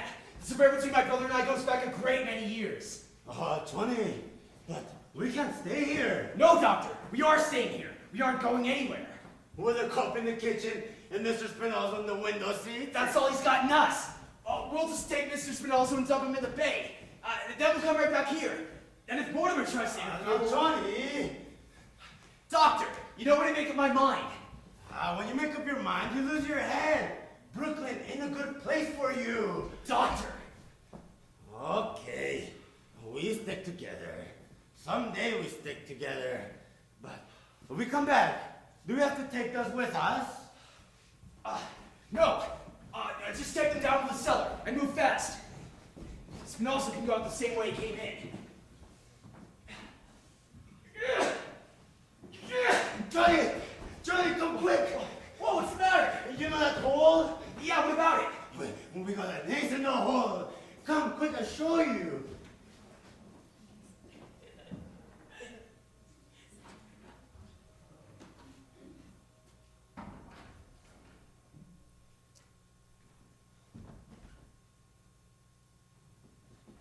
Jonathan! Jonathan! Jonathan! Why, yes, Mortimer. Where have you two been? I thought I told you to get out. We're not going anywhere. Oh, you're not? You think I'm not serious about this, huh? Do you want O'Hara to see what's in the window seats? We're staying right here. All right. You asked for it. This gets me rid of you and Officer O'Hara at the same time. O'Hara! Will you come in here, please? You tell O'Hara about what's in the window seat, and I will tell him what's in the cellar. The cellar? Yes. There appears to be an elderly gentleman down there who seems to be very dead. What were you doing in the cellar? Vamos, he doing in the cellar? Now, what are we going to say to Mr. O'Hara? Say, Mr. Brewster, your aunts want here too. Shall I get them in here? No, O'Hara. You gotta ring in. Oh, the hell with bringing it. I'll get your aunts in here and tell you the fuck. No, O'Hara. Not in front of all these people. We'll get together alone, someplace later. How about the back of Kelly's? Fine. You go ring in, and I'll meet you at the back of Kelly's. Or you could just try the cellar. That's okay with me. Is this the cellar? No! No. We'll go to Kelly's. But on the way, you're going to ring in. Why, that'll only take a few minutes.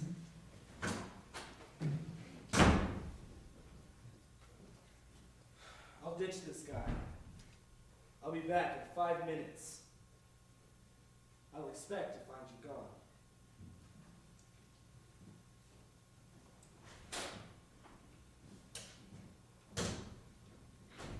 Wait for me.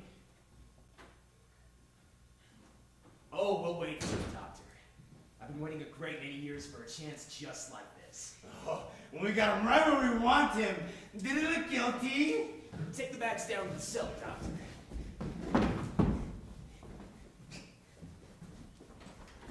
Have they gone? Oh. We thought we heard somebody leaving. Why, it was just Mortimer. Say, is there still a bite left to eat in the kitchen? I think Dr. Einstein and I would like to have some. But you won't have time. No, if you're still here when Mortimer gets back, he won't like it. Oh, he's got to like it. No, why don't you two just go to the kitchen and get us something to eat while we bury Mr. Spinoza? Oh, no. No, Jonathan. He can't stay in our cellar. You have to take him with you. There's a friend of Mortimer's waiting downstairs for him. A friend of Mortimer's? Yes, I'm sure they'll get along quite fine together. They're both dead. He must be Mr. Hoskins. Oh. Mr. Hoskins? So you know about what's down in the cellar? Of course we do. And he's no friend of Mortimer's. He's one of our gentlemen. Church gentlemen? And we want his strangers buried in our cellar. Strangers?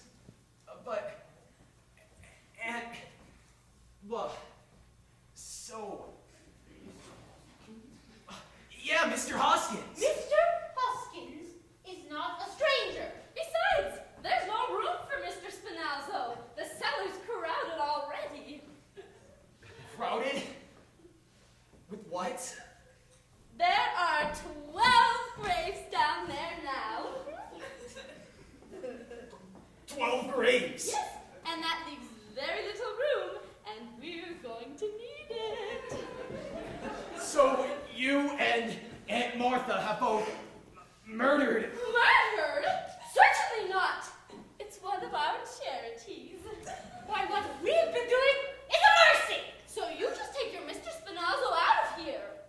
So you've been doing that and burying them in the cellar down Johnny, Johnny, we've been chased all over the world, and your aunts, they stay right here in Brooklyn, and they're just as good as you are. What? Well, I mean, you've got 12 and they've got 12. I've got 13. Oh, no, Johnny, you've got 12. No, nah, I've got 13. There's Mr. Spinozzo, the first one in London. The other one in Sydney, the one in Melbourne, the 3 in San Francisco, the one in Phoenix, Arizona. Phoenix? Yeah, at the filling station, remember? Yeah, and let's see, there were those 4 in Chicago and that last one in South Bend, Indiana. That makes 13. Oh, no, Johnny, South Bend don't count. He had pneumonia. And he wouldn't have gotten pneumonia if I had shot him. Oh, no, Johnny, he had pneumonia. That means you've got 12 and they've got 12. The old ladies, they're just as good as you are. Oh, they are they? Well, we'll just see about that. That's easily taken care of. All I need is one more. Just one more, that's all. Well, here I am.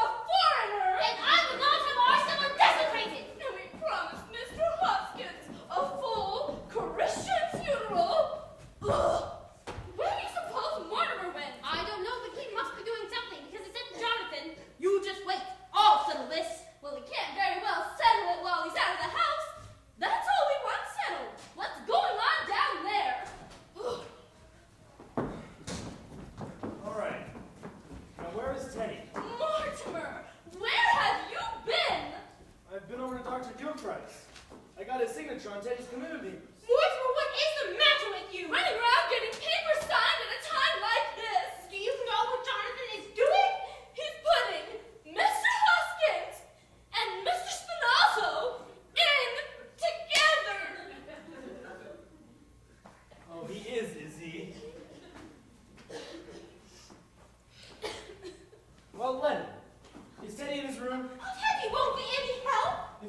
get Teddy's signatures, I can tackle Jonathan.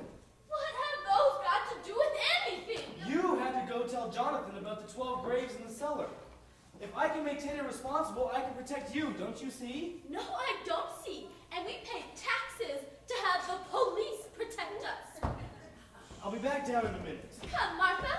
We are going for the police. All right, the police. You can't go for the police. Well, why can't we? Because if you tell the police about Mr. Spinalzo, they'll find Mr. Hoskins too, and that might make them curious. Mortimer, we know the police better than you do, and I don't think they'd pry into our private affairs if we asked them not to. But if they found your 12 gentlemen, they'd have to report it back to headquarters. I don't think they'd bother. They'd have to make a very long report. If there's one thing a policeman hates to do, it's to write. You can't depend on that. It might leak out, and you can't expect a judge or jury to understand. Oh, Judge Coleman would. We know him very well. He always comes to church and pray just before election. And he's coming here to tea someday. He promised. Oh, Abby, we must speak to him again about that. His wife died a few years ago. It left him very lonely. Well, come along, Martha. No! I can't let you do this. You can't leave the house, and you can't have Judge Coleman to tea. Mortimer, if you're not going to do something about Mr. Spinalzo, we are. I am doing something. We may have to call the police, and later. But if we do, I want to be ready for them. You've got to get Jonathan out of this house! And Mr. Spinalzo, too. Will you please let me do this my own way? I've got to see Teddy. If they're not out of this house by morning, Mortimer, we're calling the police. They'll be out. I promise you that. Now get some rest, will you? For God's sakes, get out of those clothes. You look like Judith Anderson. Well, Abby, that's a relief, isn't it? Yes, if Mortimer's going to do something at last, that just means Jonathan's going to a lot of unnecessary trouble. We'd better tell him. Oh, Jonathan! You might as well stop what you're doing! Well, it's all done. Did I hear Mortimer? Well, it's just going to have to be undone, because you're all going to be out of this house by morning. Mortimer's promised. Oh, has he now? In that case, you two can go to bed and have a good night's sleep. Yes. Come, Abby. Good night, aunties. Not good night, Jonathan. Goodbye. By the time we get up in the morning, you'll be out of this house. Mortimer's promised. And he has a way of doing it, too. Then Mortimer's back. Yes, he's up here talking to Teddy. Goodbye, Jonathan. Goodbye, Jonathan. Perhaps you should be saying goodbye to Mortimer. Oh, you'll see Mortimer. Oh, yes, I'll see Mortimer.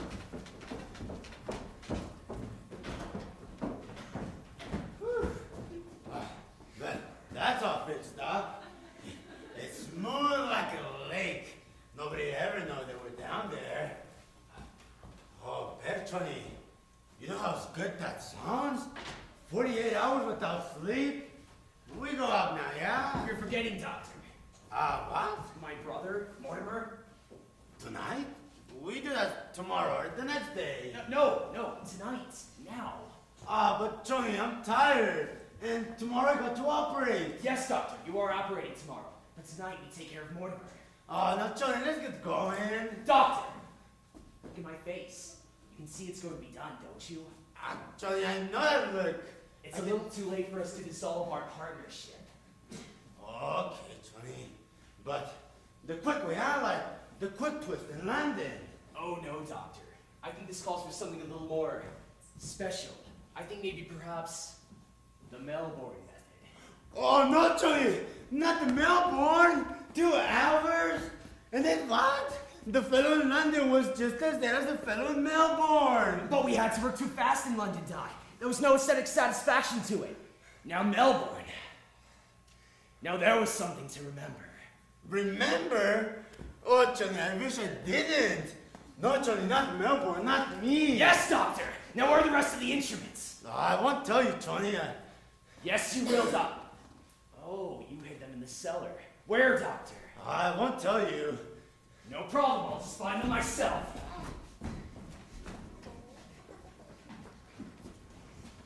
do that, Mr. President. I cannot sign any proclamation without consulting my cabinet. But this must be kept a secret. A secret proclamation? How unusual. Japan mustn't know until it is signed. Japan!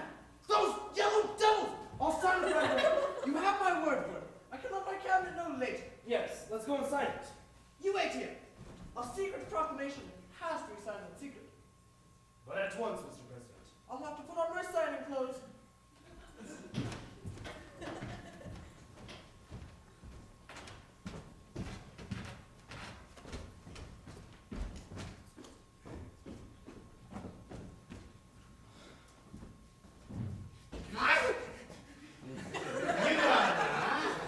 No, Doctor. I'm waiting for something. Something important. Oh, please, get out now. Dr. Einstein, I've never had anything against you personally. You seem to be like a very nice fellow. Take my advice. Get out of the house. Get just as far away as possible. Trouble, yeah? Get out now. Don't say I didn't warn you. Oh, I'm warning you. Get out. Things are gonna start popping around here any minute. Johnny's not in a good mood. When he gets like this, he's a madman. Things happen. Terrible things. Jonathan doesn't worry me now. God, don't those plays teach you anything? About what? Well, at least the people in the plays act like they got sense. That's more than you do. Oh, you think so, do you? Yeah. You think people in plays act intelligently? Yeah. Wish you had to sit through some of the ones I've had to sit through. Take the little opus I saw tonight, for example. In this play, there's a man. He's supposed to be bright. He knows he's in a house with murderers. He ought to know to be frightened. He's even been warned to get out of the house. But does he go? No. He stays there. Now I ask you, Doctor, is that something an intelligent person would do? You're asking me? He didn't even have sense enough to be frightened, to be on guard. For instance, the murderer invites him to sit down. You mean, won't you sit down? Believe it or not, that was in there too. Well, what did he do? He sat down.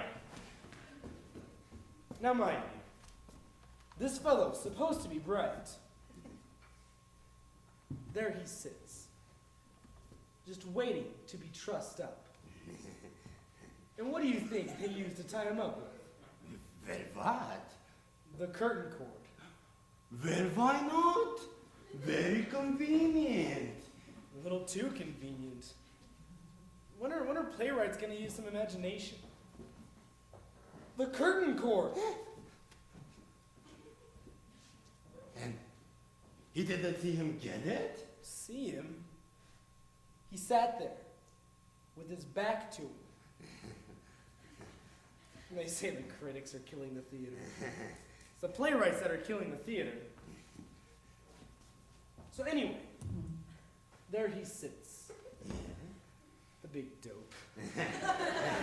This fellow who's supposed to be bright. Just waiting to be trussed up in Dr. Handkerchief, help!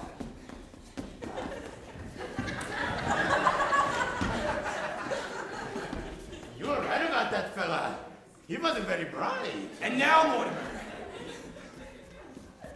if you don't mind, we'll finish the story. Now, Mortimer, I've been away for 20 years, but never once in all that time, my dear brother, did I ever forget about you. In Melbourne one night, I dreamed of you. When I landed in San Francisco, I felt a very strange sort of satisfaction. Once more, I was in the same country with you.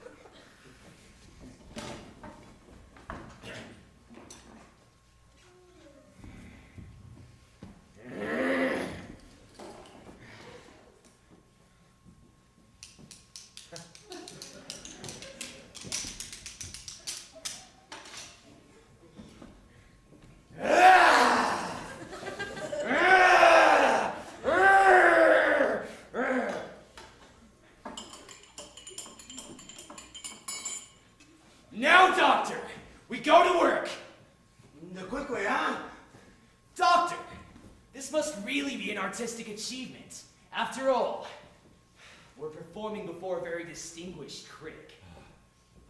All right, Johnny, but I need a drink. Doctor, pull yourself together. But I can't do this without a drink. When we walked in here this afternoon, there was wine here, remember? Oh, where did you put that? Oh, yeah. No, look, Johnny. Drinks.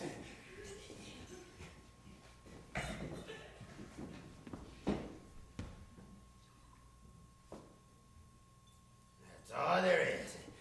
I split it with you. We both need a drink. A moment, Doctor. Mortimer, I realize now that it was you who brought me back to Brooklyn. Doctor, to my dear dead brother. Damn that idiot! He goes next, that's all! He goes next! Oh, not Johnny, not Teddy. That's my stop, not Teddy. We get to him later. Oh, no, we don't get him at all. Damn it, now we gotta work fast. The quick way? Yes, Doctor! The quick way. Hey! Who got to quit throwing that horn? It's all right, officer. We're taking the people away from him. No, there's gonna be hell to pay in the morning. We promised the neighbors you wouldn't do that. It won't happen ever again, officer. Good night. I better speak with it myself. Where are the lights? Hey! You stood me up. I waited an hour for you at the back of Kelly's. What happened to him? Oh, well, he was just showing us what happened to the fellow in the play. Did they have that in the play you saw tonight? Jeez, they practically stole that from the second act of my play. Why, in the second act of my play, right before the... Well, I better start in the beginning. It starts in my mother's dressing room, where I was born, only I ain't born yet. No. I gotta tell you the plot first. Alright, so there she is in makeup, when a man comes in with a black mustache, turns to her and says, Miss Latour, will you marry me? You don't know she's pregnant.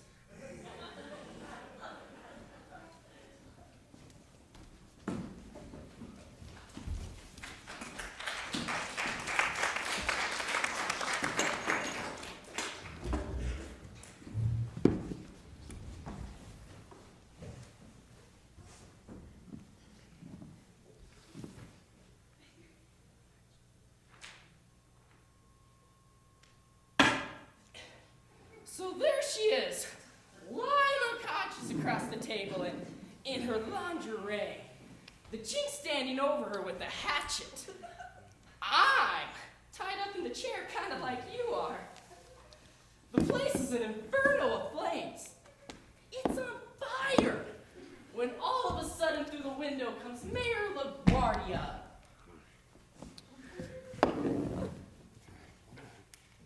Hey, remember who paid for that? Go easy on it. Oh, well, I'm listening, ain't I? How do you like it so far? Well, it put Johnny to sleep. Let him alone. If he ain't got no more interest in that, he don't get a drink. All right. It's 3 days later. I've been transferred. I'm under charges because some guy stole my badge. Walking my beat on Staten Island, 46th precinct, when a guy I think I'm following turns out really to be following me. Don't let anyone in. So I figure I'll outsmarts him. There's a vacant house on the corner. I goes in. It's cold, it's cold! I stands there in the dark. I watch Johnny! the door handle slowly turn. It's cold! I pulls out my gun, braces myself against the wall, and says, "Come in." Got your back. Hey, boys.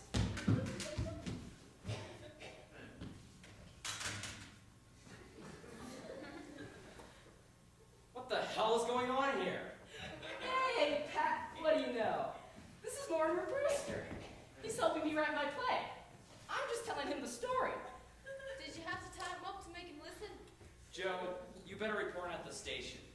whole force is looking out for you.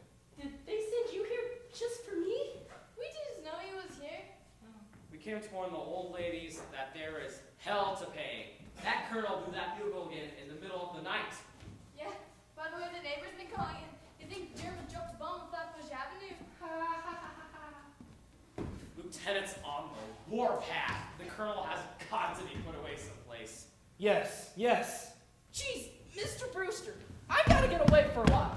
So I'm gonna run through the third act quick. Get away from me. Say, do you know what time it is? It's almost 8 o'clock in the morning. It is? Jeez, Mr. Brewster, that first two acts ran a little long, but I don't see anything we can leave out. You can leave it all out. Who the hell is this guy? That's my brother. Oh, you mean the one who ran away? So he came back. Yes. He came back.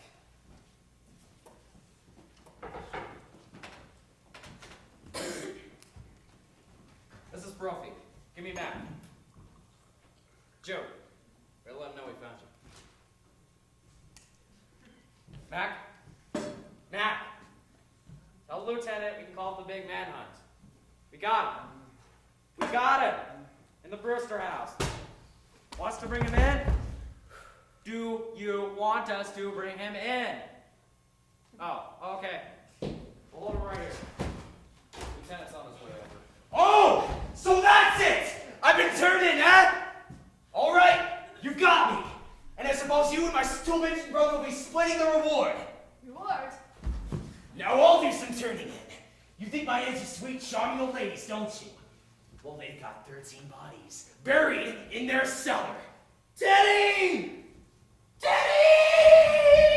What the hell are you talking about? You better be careful what you're saying about your aunts. They happen to be friends of ours. 13 bodies buried in the cellar. I'll show you. I'll prove it to you. Wait a minute. Wait a minute. There are 13 bodies downstairs. Oh, yeah. Don't you want to see what's down in the cellar? Look, just go to the cellar with him, Abe. I don't want to go down in the cellar with him. Look at that puss. He looks like Boris Karloff. Let's get both of it. Hey, what do you think you're doing? Huh, would you look at that?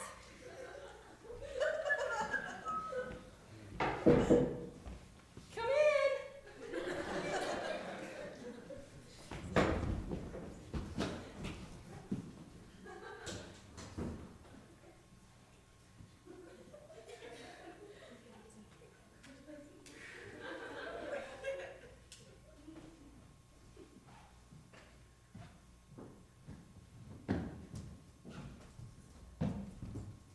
What the hell are you men doing here?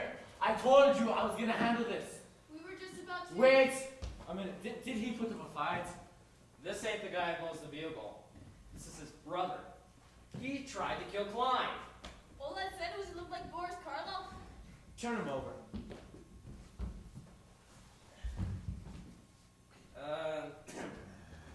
We kind of think he's wanted somewhere. Oh, you kinda think he's wanted somewhere. If you guys don't read the circulars we put up in the station, the least you can do is reach your detective. Now, of course he's wanted somewhere. In Indiana. He escaped from the prison for the criminally insane. He's a lifer. For God's sakes, that's how he was described. He looked like Karloff. Was that Reward mentioned? Yeah, and I'm claiming it. He was trying to get us down the cellar. He said there were 13 bodies buried down there. 13 bodies buried in the cellar. And that didn't tip you off that he came out to put in our house. I thought all along he talked kind of funny. Oh, it's Shakespeare. Where the hell have you been all night? And you needn't bother telling me. I've been right here, writing my play with Mortimer Brewster. Well, you'll have plenty of time to write that play. You're suspended. Get out of here and report in.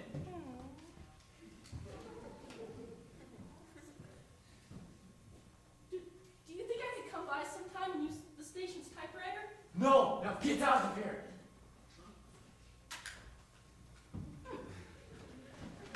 Will you get this guy out of here and bring him to him? And see what you can find about his accomplice.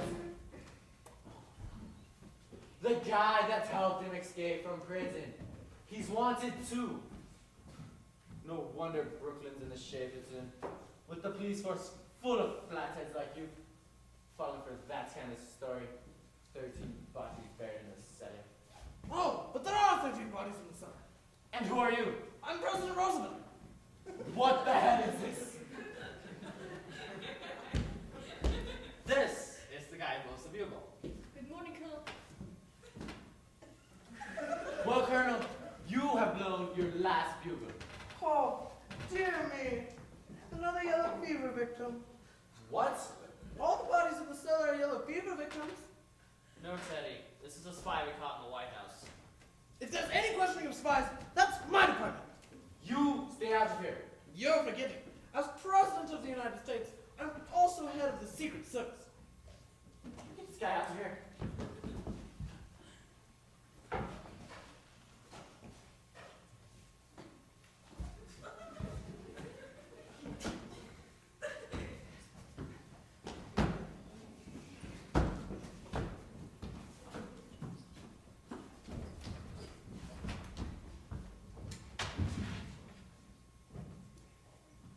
Captain, I'm Mortimer Brewster.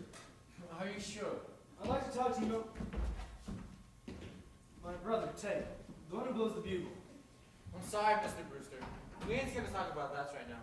He has to be put away. I quite agree with you. In fact, it's all arranged for. You see, I've got the signature of Dr. Gilchrist, and I've signed there as next of kin. And where is he going? Happy Day. I don't care. As long as he goes. He's going all right. Now, I want you to know that everything that's happened in this house, Teddy's responsible for. Now, those 13 bodies in the cellar... Yeah, those 13 bodies. Ain't enough. Neighbors are all afraid of him. But can you imagine if that's cockeyed story about 13 bodies got out, and now he's starting yellow fever scare? Cute, ain't it? 13 bodies. You think anybody would believe that story? You can't tell. Some people are just dumb enough. You don't know what to believe sometimes. For instance, about a year ago, over at Greenpoint, a crazy guy starts a murder rumor. I think of a half-acre lot, just to prove that it was... Excuse me.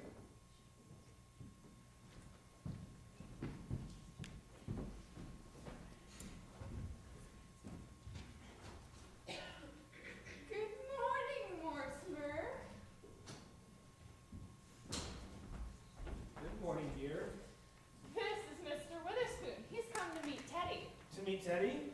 Mr. Witherspoon is the superintendent of Happydale. Oh, come right in. This is Captain Rooney. Lieutenant Rooney. Pleased to meet you, Super. He has to be put away. Today. Today? I didn't know that. Oh, no. Not today. Elaine, I've got some business to attend to. You run along home and I'll call you up. Nuts. I had no idea it was so immediate. The papers are all signed. He goes today. Complete insubordination! You made me find out no mollycoddle! The President of the United States straight this way! What's this country coming to? There's your man, Super. Just a minute! Mr. President, I have excellent news for you. Your term of office is over. Is this March the 4th already? Practically. Let me see. Oh! Now I go on my safari to Africa! I must get my equipment ready immediately. Is he trying to move into the White House before I've moved out? Who, Teddy? Taft! That's not Mr. Taft, Teddy. This is Mr. Witherspoon. He's to be your guide in Africa. Bully! Just bully! I shall prepare at once. When the safari comes, tell them to wait.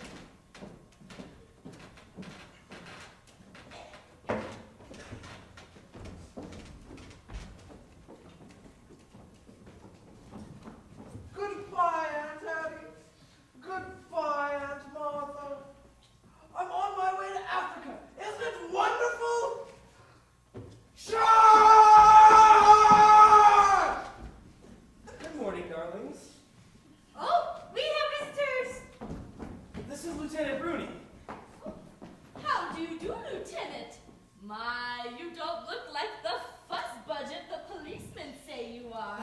Lieutenant is here.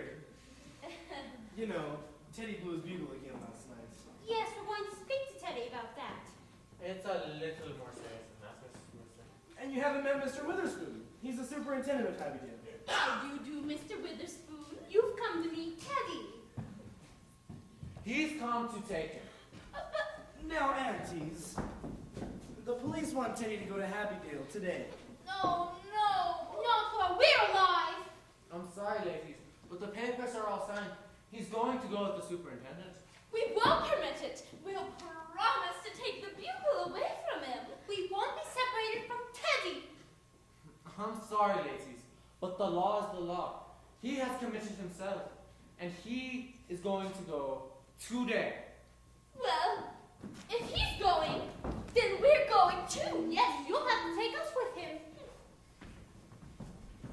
Well, why not? Well, that's sweet of them to want to, but you see, we don't take sane people to Happydale.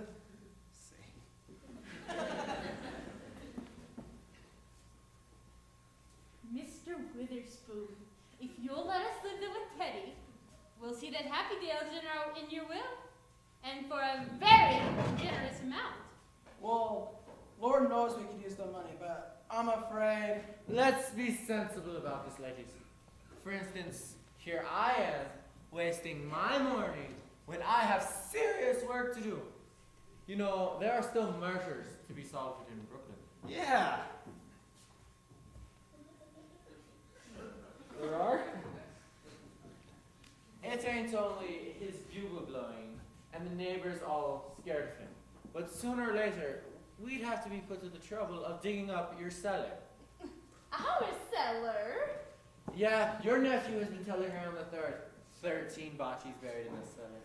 But there are 13 bodies in our cellar. Well, if that's why you think Teddy has to go away, you come into the cell with us and we'll prove it to you. There's one, Mr. Spinozzo, who doesn't belong here and who will have to leave. But the other 12 are our gentlemen. I don't think the lieutenant wants to go in the cellar. He was telling me that only last year he had to dig up half an acre lot, weren't you, Lieutenant? That's right. Oh, you wouldn't have to dig here. The graves are all marked, and we put flowers on them every Sunday. Flowers? Now, Super, don't you think we can find room for these ladies? Well, You come with us and we'll show you the graves. I'll take your word for it, lady. I'm a very busy man. Now, how about it, Super? well, they'll have to be committed. Teddy committed himself. Can't they commit themselves? Can't they sign the papers? Why, certainly. Oh, if we can go with Teddy, we'll sign the papers. Where are they? Yes, where are they? Oh, thank you. Thank you. Thank you.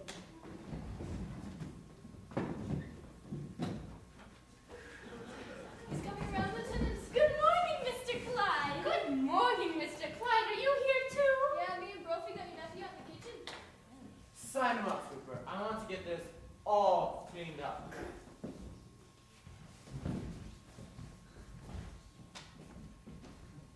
"13 bodies. If you'll sign here, And you here, Aunt Tabby? I really am looking forward to going. The neighborhood here has changed so. Just think. A front lawn again. I'm sorry, I'm overlooking something here. What? We're going to need a signature of the doctor. Oh. Dr. Einstein! Would you come over here? We'd like to have you sign some papers. Oh, please, I really No, Dr. Einstein, come right over. At one time last night, I thought Dr. Einstein was going to operate on me. Just come right over, Doctor.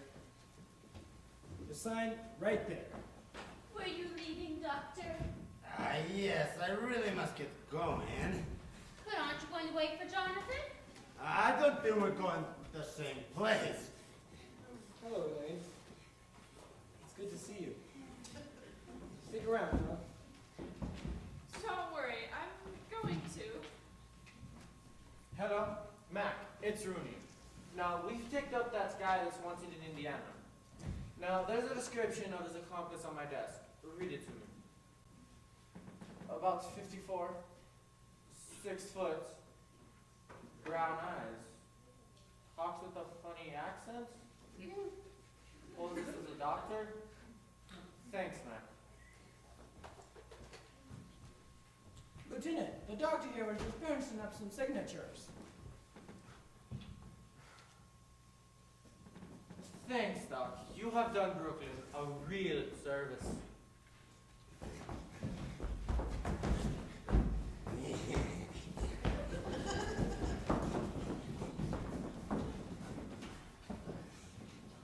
Mr. Brewster, if you'll sign next. Ken here? Of course, right here. That's fine.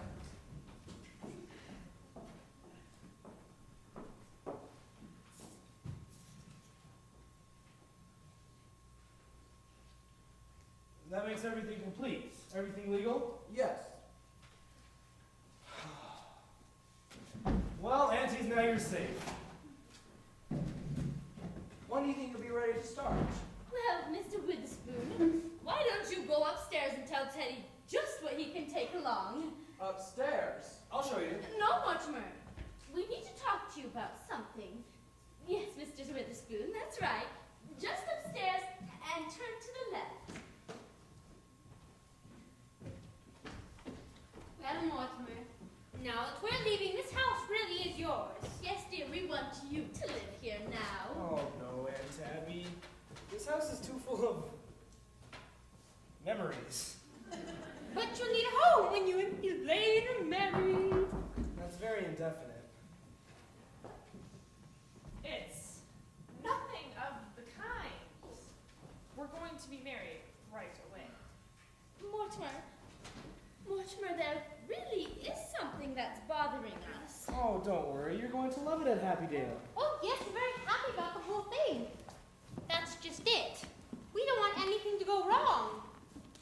Will they investigate those signatures? Oh, don't worry. They won't look up Dr. Einstein.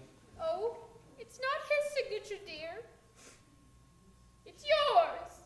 You see, you signed as next of kin. Of course. Why not? Well, dear, it's something we never wanted to tell you, but you're a man now. It's something Elaine should know, too. You see, you're not really a Brewster. Your mother came to us as a cook, and about 3 months after you were born, and she was such a nice woman and such a good cook that we didn't want to lose her, so brother married her.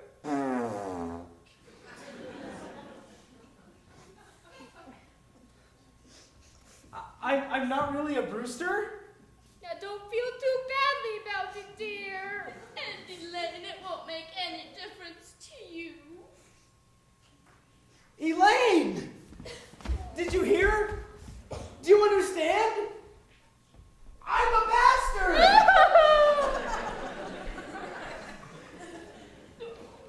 Well, I'll have to get things started in the kitchen for breakfast.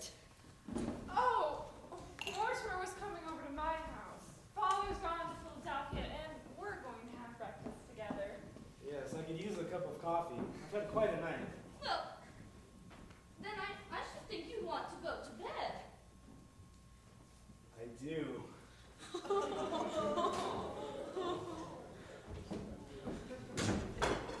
One moment, Witherspoon.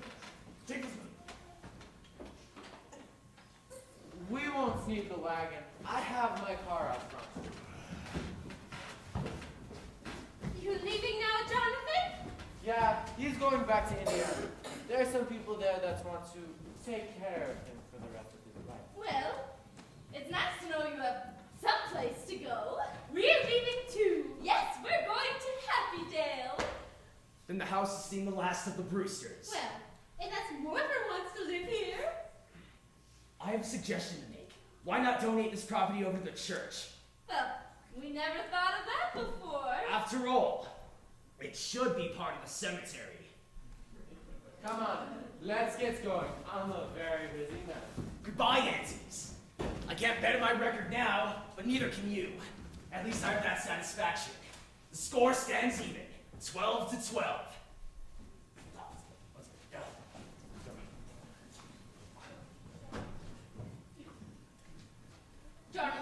was a mean boy. Never could stand to see anyone get ahead of him. I wish we could show him. He isn't so smart.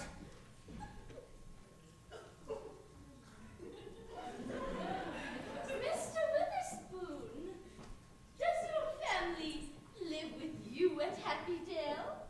I have no family. Oh. Well, I suppose you consider everyone at Happydale your family? I'm afraid you don't quite understand. As head of the institute, I have to keep quite aloof. Well, that must make it very lonely for you. Yes, it does, but my duty is my duty. Well, Martha, I think if Mr. Witherspoon won't join us for breakfast, the very least we should do is offer him a glass of elderberry wine. Elderberry wine? Why, yes. We make this ourselves. Our relationship at Happydale will be more formal. But here, you don't see many elderberry wine nowadays. I thought I had my last glass. Oh, no. No,